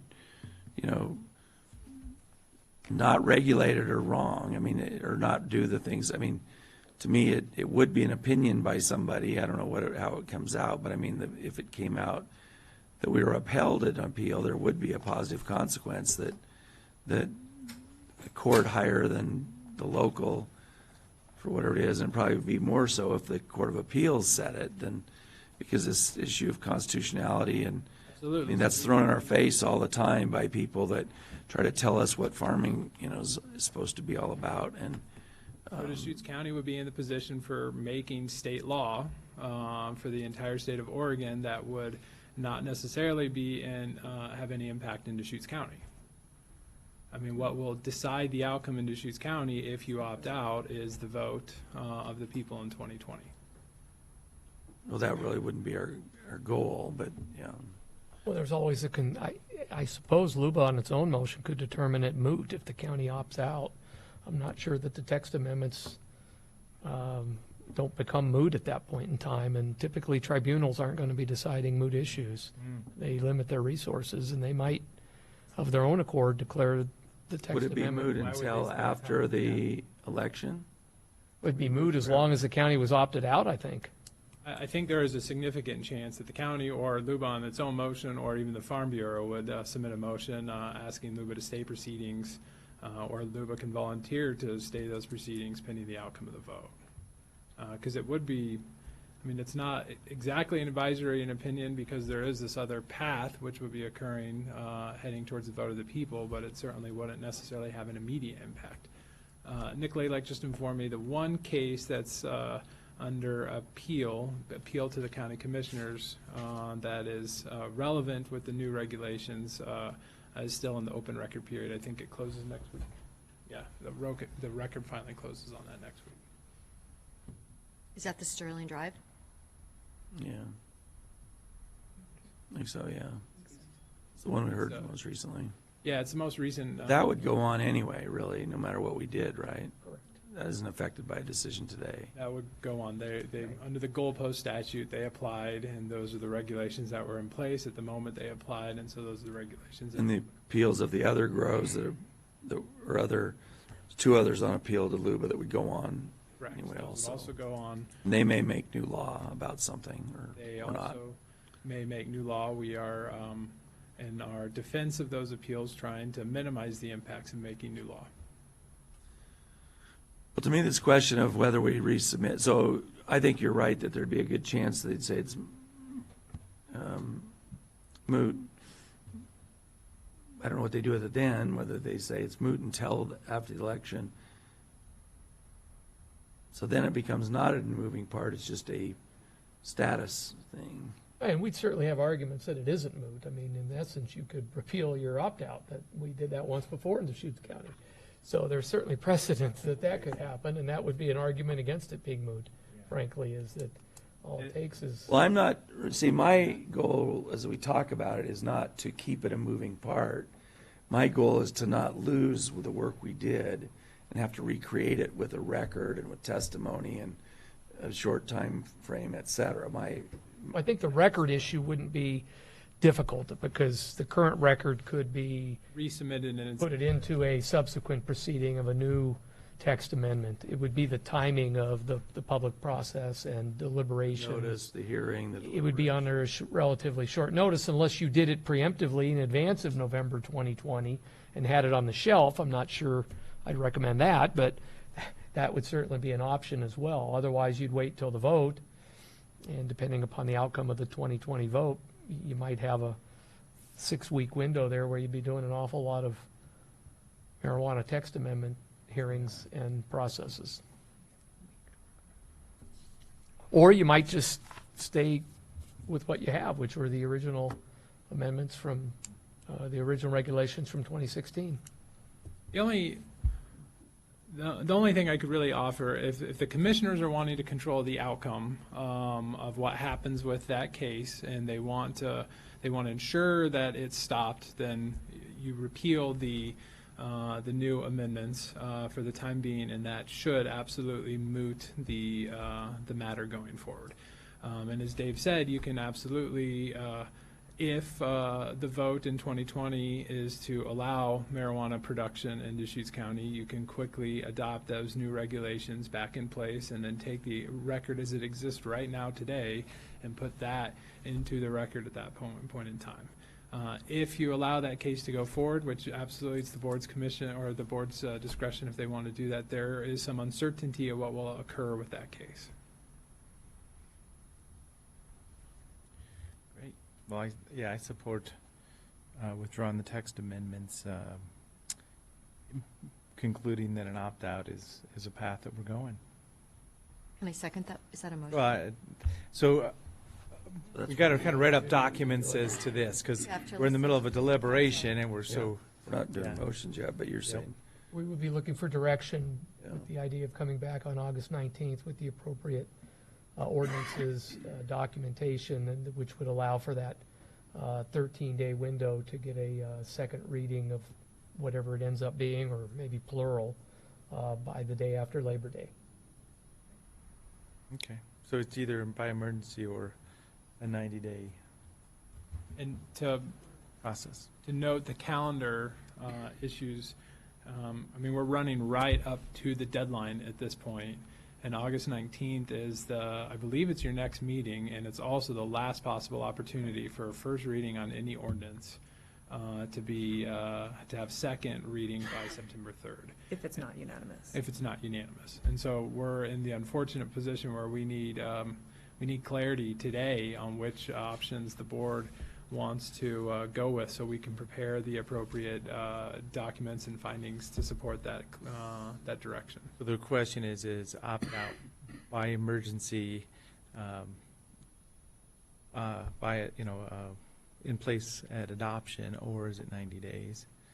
Is there Well, I think that's, Commissioner, that's one decision, and then the second decision point is what do you want to do with the text amendment, and then subsequently the appeal. Is that a 90-day process also to stop it? If it withdraw? was not unanimous. So if there was a decision, to repeal the new amendments that were put in place a year ago, and that was unanimous, that could happen immediately. If it was a decision to repeal, but it was not unanimous, that would also have a 90-day implementation date. Are you referring to unanimous by emergency? Is the emergency clause on both of those? Yes, yeah. Unanimous allows you to do it with the emergency clause. If it wasn't unanimous, then you couldn't do it via emergency.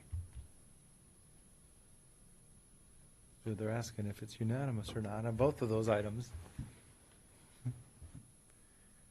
I don't know that we're asking that now. I think that'll become guidance. relevant on August 19th. The direction is more where to go with those new amendments. Yeah. I think, the more important piece is the text amendments and how you want to proceed with those. Because if you want to continue with that appeal, then that's something we absolutely need to know now. We need to produce findings to support that decision. Yeah, my problem with not going forward with those text amendments is just I haven't really thought through there's a lot of things in the new amendments that were helpful to us, I thought, made things clearer, whatever. So it's great to say, well, if we have to, we'll get it done in November, December, but it doesn't, but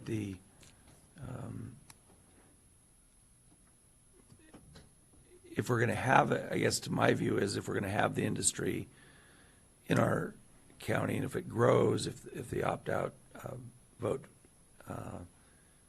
fails, or whatever you want to call it, and then the industry has the ability to grow, I like the idea that we're having regulations of some kind. I think the people that live here would rather have some regulations than none, from what I've heard. So I would hate to weaken that position come November or December. Right now we have some regulations, and then we have this moratorium at the OLCC, so nothing new is really happening generally, but that's my concern about not being prepared on the regulations. But And I go the other way. Just a clear break and then bring it back if need be.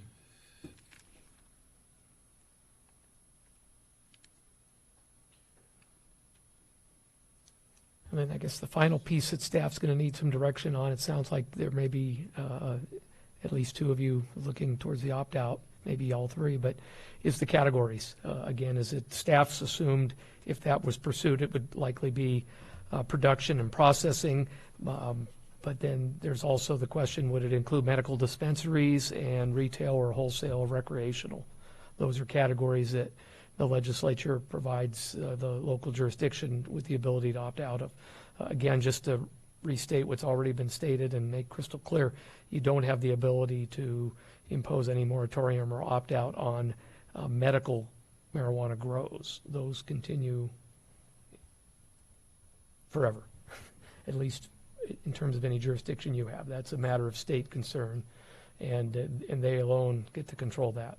so what are your thoughts about other aspects of it? Dispensaries, recreation I dispensaries, just thought we processing? needed to match the legislature with the processing. Production, So processing and production. yeah. Didn't they put processing in with it, or did they just do production? I believe it was just production. Okay, production, whatever they did, we're following.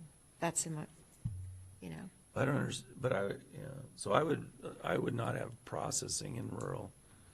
I don't know why you'd have processing facilities out in the middle of nowhere if you're not producing it. Yeah. well, So I would put those So together, both processing is together. taking the product and making a second. Yeah. There's also a requirement that yes, a certain percentage of what's processed be grown on site. So if you 25%. opt out of the grows, it's going to, I think by default, By default, just take make the go with processing with Yes. it. Do we have any wholesale on rural Deschutes lands? I believe there's one or two existing. They're part of a production, processing, wholesaling. They're not just wholesaling, are they? I would have to double check on that. I could get We that. might have that. Would these be separate items on a ballot, do you think? Ultimately, they would be separate in the 2020 ballot. Yeah, they'll have separate ballot titles for whatever category is being put before the Each vote. one would be different, so processing, so people would have to vote 2 or 3 times. Yes. Yeah, we vetted that issue a couple of years ago and concluded with the Secretary of State, the clerk, that they would be separately identified on the ballot. Okay. Well, I've got our master sheet here. I was gonna look to see if we have any wholesale. It's your master sheet. I believe that the wholesales are Are there? on their own, according to Nick. Yeah, there's one, here's one. One, Or one or two. Yep, there's one wholesale. 2 wholesale, looks like.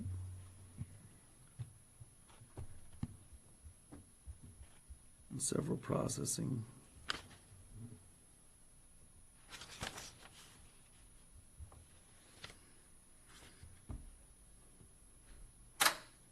Okay.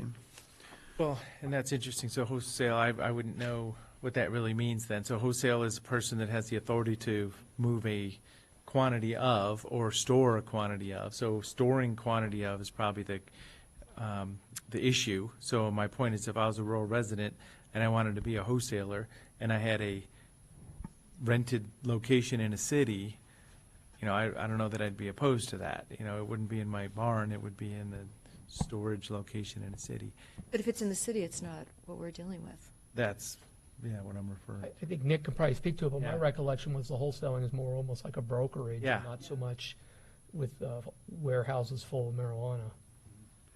Correct, Commissioners. Nick Lelak, Deschutes County Community Development Director. That's correct. The way that we define wholesaling in Deschutes County Code is it does not include storage. It is only an office, a brokerage use. That's correct.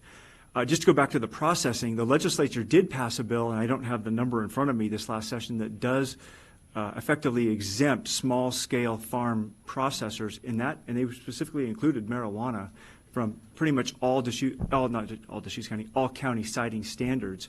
And we've asked questions of the legislature and Oregonians in Action and other Oregon Farm Bureau, other organizations that supported that, how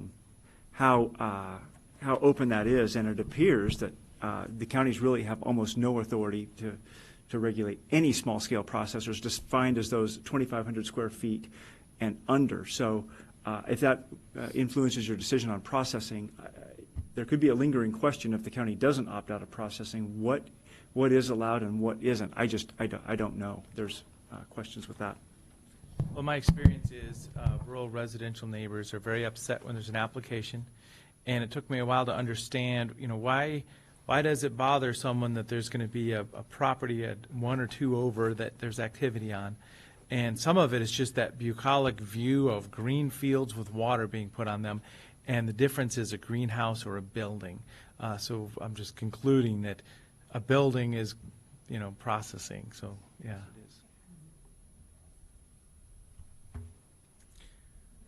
So, yeah, production and processing, wholesale sounds like it's not a storage as much. And if processing isn't available, we'll learn that in the next week or 2 while we put this together is where I'm at. Yeah, it looks like there's 3 processing approvals so far and 2 wholesale. And then there's some others in the pipeline, I guess, of each, as you go down through the ones that are approved through the county but haven't gotten their OLCC permits. So that's the big picture, I guess, that there's, you know, at full capacity, there'd be 49, well, it'd be 19 plus 23 was, 42 production facilities if we opted out beyond that. So that would be the scope. So it sounds like there's support that we do an, whatever it is, an ordinance, or do an ordinance to choose as the commissioners to opt out of marijuana production and processing. The next question is whether there's a support for an emergency order. I don't know, if we left it open, what could happen? I mean, if we didn't do it by emergency, what difference does it make?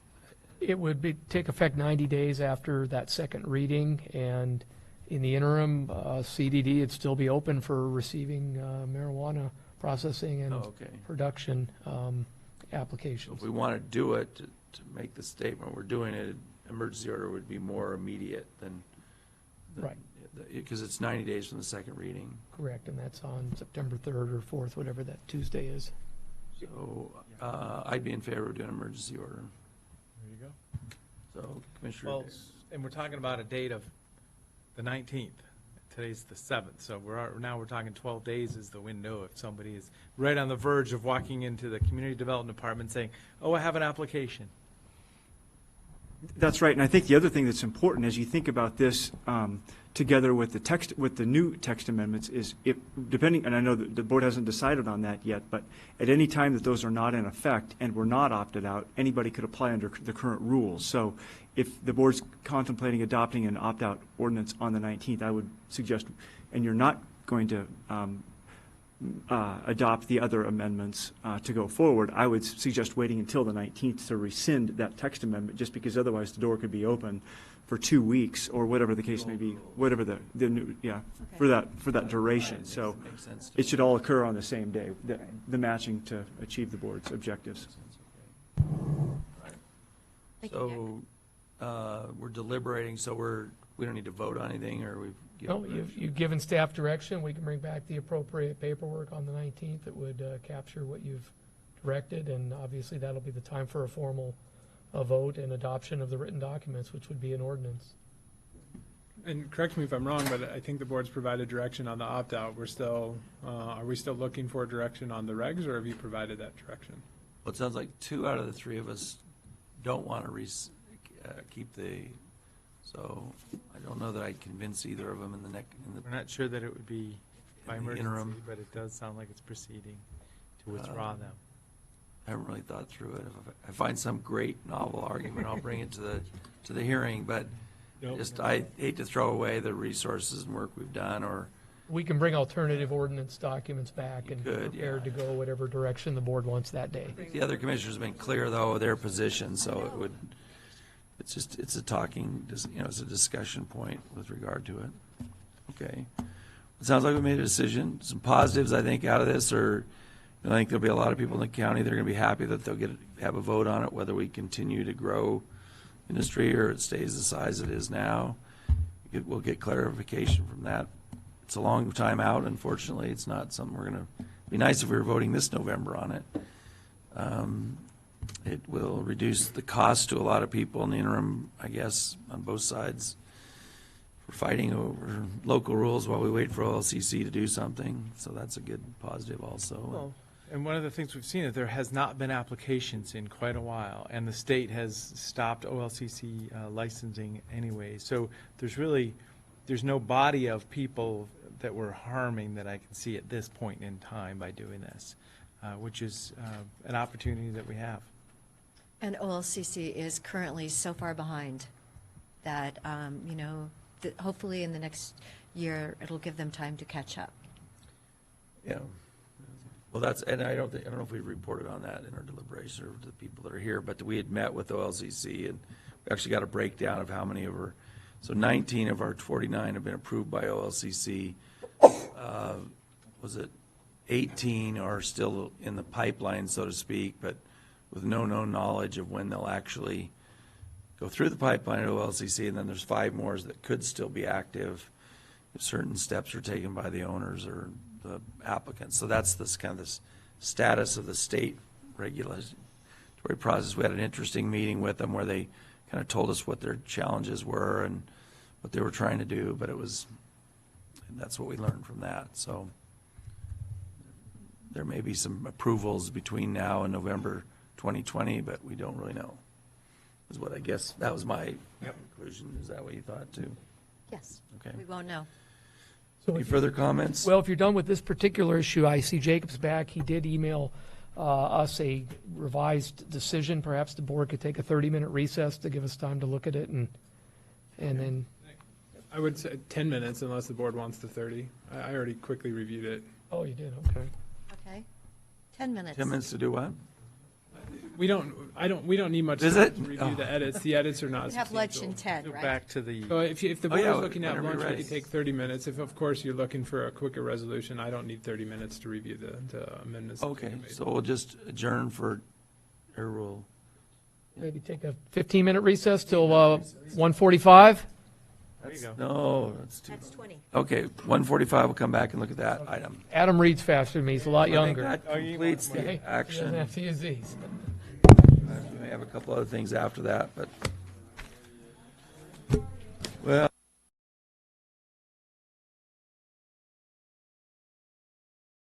Reconvene our board meeting to finish up our action item on the application for, was it 247-19-000178-A? Do you want to walk us through it? Sure, thank you. Jacob Ripper for the record. This is a updated version of the decision reflective of the previous discussions. I did want to note that on page 2, there are some edits that weren't discussed. They're just, yeah, there's some typos. Yeah, and some rephrasing suggested by legal counsel, so I incorporated that into the decision. Flipping to page 6 are where the edits start that we discussed earlier. You'll see that on page 7, the odor criterion has been deleted. And then on page 8, the noise criterion, it's been shortened, and throughout the findings, it recognizes where there were split determinations between the board, but then that the overall decision was unanimous to deny. So if these edits are satisfactory, I brought a version that's ready for signature.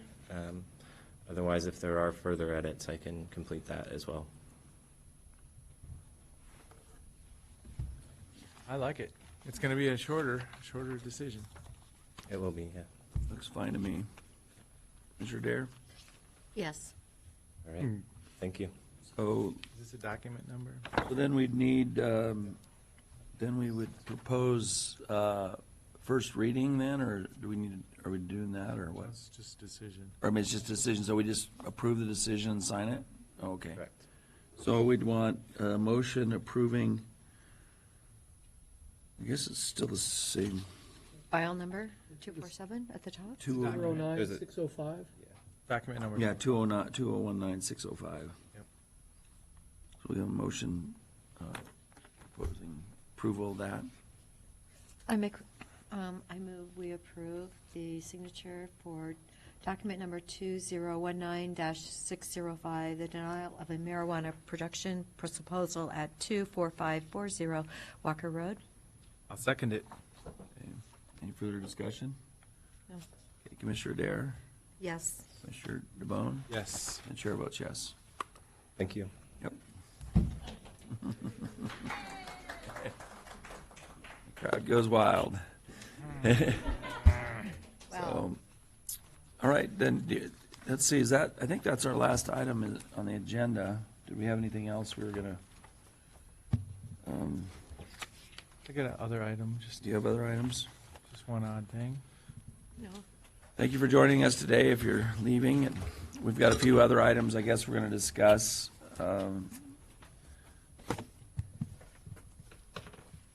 Just put my stuff in the right piles here. That's the final. And if you want to give us that to sign, or is it, or does she have it? Or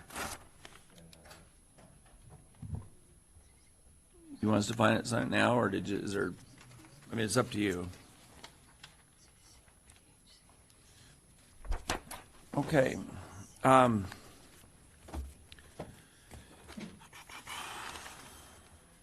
right. Other items. What do you? Commissioner DeBonne, you have other items? East Cascades Works is our working industry folks, re-education and employment opportunities. There's a sponsorship opportunity for a Endless Summer Nights fundraiser event for East Cascade Works. R&H Construction Headquarters is the home of this, multiple years. And it's just a proposal that we sponsor for in the amount of $500. This just came to me yesterday. I thought, oh, I bet we might be able to do that. Could be under the fundraising of our, lottery allocation, discretionary dollars. So this would be that common fund for the three of us. Yeah, for East Cascade Works. The $500 sponsorships are either food and beverage or the cornhole tournament. Just an idea. What are they raising money So East Cascades Works, so it talks about celebrate accomplishments, collectively continue to find innovative ways to meet our industry's workforce needs. So this is just East Cascades Works fundraising, I don't have more specifics, as I say. Is I it could the ask, same but- board that I was on that you're on now? Is Mhm. that workforce? Yeah. And I was going to go to that last meeting, but that was our Yeah. marijuana production. I wonder what they're raising money for, though. What? And I thought it was Yeah, so government. I benefits thought the it was construction government. industry workforce collaborative, a work group convened by the East Cascades Works. I thought when I was on the committee, I thought it was mainly government funds that they were allocating to different projects and education, so I wonder what they. So this collaborative is 20 employers in the building trades. So it is for this collaborative effort by 20 employers. So, and I say, I don't have a lot more details. It's just a sponsorship opportunity. I see. $500? Well, I wonder if they're asking anybody else. Oh, and this wasn't an ask, this was a notification of the meeting I missed, and said, please, as a board member, please come to this event, and then they had a link, and then it says sponsorship opportunity, Oh. so I just found What it. if we do 250? Oh, I'm sure anything would be fine. What do you think? Well, if they're asking for a $500 sponsorship, is that what everyone Oh. is giving? It's a sponsorship. Yeah, for a yeah, $500. yeah, it's either So I food and don't drink think it or, would look good for the county to give. they have a $1,000 sponsorship also, but I figured a 500 is more appropriate. Okay. Kids area, food and beverage. Eric, do you or- know the balance in that fund? I don't. It's Yeah, I beginning- didn't. it's the I know it's like, beginning of the fiscal year, so they're, so we do have funds. yes. Okay, so do we need a motion then? Yes, please. So I'll move, we'll do a $500 sponsorship for the East Cascade Works Endless Summer Nights Endless fundraiser. Summer Nights. I'd be interested in going when is it? Oh, yeah, well, the sponsorship comes with 4 free tickets, so you're all set. No, that isn't allowed, guys. Well, no, this would be, Bad. 4 tickets, yeah, exactly. Yeah, they're not free. Saturday, 9/7. I can't stay at the prom 7th of and under their special September. rate. What's in September? September what? Well, maybe Month we from could now. go. Yeah, maybe we September could go. 7th? September 7th, yeah. That's the day I'm flying to DC. There you go. It was just something I found, and I figured, as a board member, I should. Well, I just Okay, like I the made idea the of motion. the building. And I'll trade. second it. Okay. Okay, further discussion? Commissioner I think Dare, someone should go. Yes. Commissioner DeBonne? Yes. And the chair votes yes. There you go. All right, I'll take care of it. Thank you. Okay. Other items, Tom? Yeah, Commissioner, I put in your boxes earlier today a draft meeting agenda. We have a joint meeting coming up with the City of Bend on Tuesday, August 20th. It's from 1 to 3 in this room here. So Commissioner Henderson and I met with Eric King and Mayor Russell yesterday to kind of come up with some ideas. So what you see there, you have one at the beginning here, Thank you. is sort of the rough outline. There's a lot of items on there, and 2 hours to do it all in. So we Eric and I put some draft timeframes on there, so we can leave it as is and kind of zip through as best we can. We can certainly add items if there's things that you'd like to talk about with the City of Bend. I think the list there is pretty comprehensive as far as current events with them, but we nevertheless could add things. Or if you think that's too much, and if there's an item or two you think that we could either defer to a later time or talk about in a different means, we can do that as well. Maybe accessory dwelling units in the rural county. And I we know had that We talked about that yesterday, actually. cities have that opportunity, but it'd be interesting to kind of just bounce that off of city councilors and No, say, that's what exactly what what we does talked it about sound lunch. like? That- Yeah. Yeah, that was supposed to be on the agenda. So, yeah, let's, Yeah, And maybe that's, made the final version there. no, it didn't. There's a Yeah, section let's, for because how- that was exactly what Yeah. we talked about, is that we might be able to learn from what they've, because they're already doing it. So it'd be a or, ADUs in the city, in the county, question mark, or some, so I'd put that as a definite line item. yeah, just, I don't know about the private-public partnership in housing and the code changes in housing, I don't know. just kind of Infrastructure. conversation that's- I mean, starters. And the HB, that's the one parcel, yeah, that's the pilot project out there on. So one of the other thing that's, I mean, and this is just interesting, city councilors, I think of the solar fields that are out there too. Kind of land use from a city councilor's point of view would be a great, just a discussion item. because I've heard recently, more solar opportunities may be proposed, more investment. And, what's the reaction of a city councilor when you drive, between Bend and Redmond or out to Alfalfa, and all of a sudden there's a big field of solar? Just to ask a question. Well, I think it's really unfortunate on 97. It's very. Well, yeah, so, I've often wondered if that one's actually even hooked up. I mean, And the people trees are- are all dying, the trees that they have tumbleweed, planted. there's not, the other ones are kind of more active, and there's people out there. They don't even have moving panels. The panels Yeah, are just fixed yeah. panel position. 30 It's like- degrees straight south, that's the optimum. Yeah, that's all they got, but, so I don't They know block about the the airport code as well. changes. I don't know what that means. That doesn't seem very important to us. I mean, infrastructure, so I kind of see it as us reporting stuff and them reporting stuff. They ask us about what we report, we ask them about what they report, but not trying to mind mash it. So I think the code changes comes out of the things that they've done in terms of inclusionary zoning, like allowing duplexes, triplexes in residential zones. That's what they had. Well, why don't we call that city housing strategies then? Because we're not involved in code changes, really. I don't think we're going to, but I would take out one of these. I don't know what they're thinking about public-private. I mean, it just seems like we got too many, we should winnow out a couple of these, and those, we talked about the ADU, and I would put that as a line item, ADUs in the city, in the county, question mark. I mean, that's the point that we're interested in, is Yeah. what's it like for them, and then we can talk about what it would be like for us. And it would be good so ADUs in a city means putting a little cottage in your small backyard. ADUs in the county may mean, 2-acre minimums, and it'll look like 2 houses on 2 acres, very different. But one's a Good. very teeny house. Well, whatever it ends up being, if it's possible. So I would like to then, when we do it, I mean, we could each pick some topic of ours to talk about. I like when our departments present, but I don't want just our departments to present, so.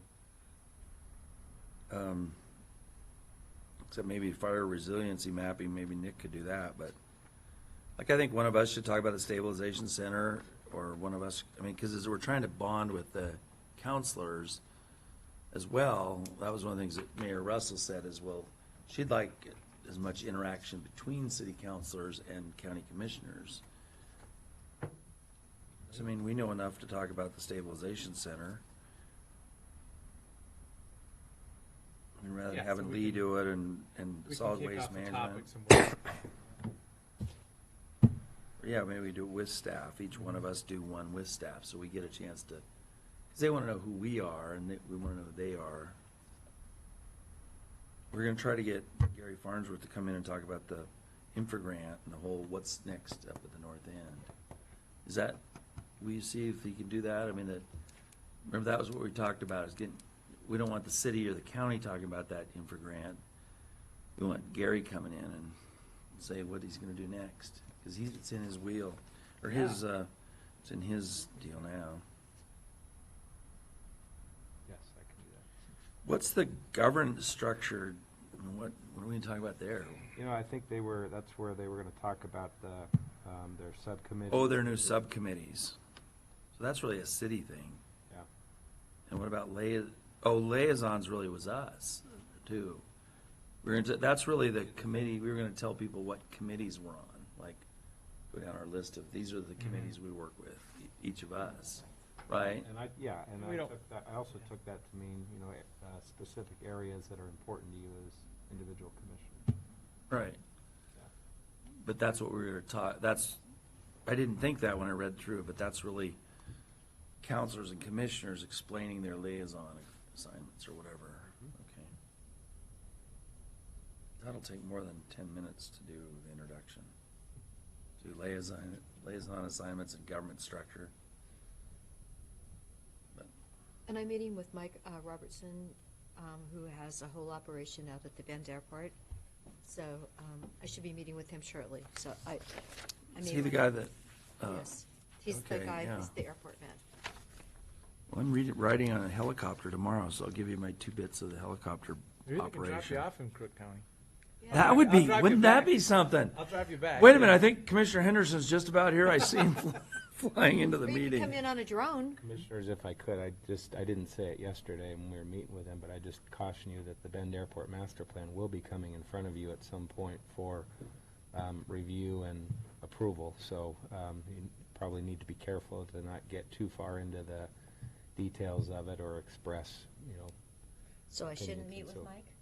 See it in front of, didn't say in front of who? It's a land use.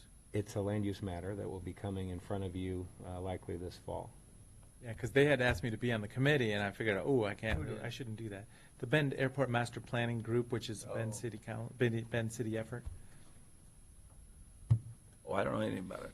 Yeah, and I haven't getting near it since. But it's just good for us. to Likely remember. be some lobbying of you either at or around this meeting to look. Oh, around this city council meeting? At this joint meeting that we're gonna have, yeah, By who? The city councilors? and/or staff.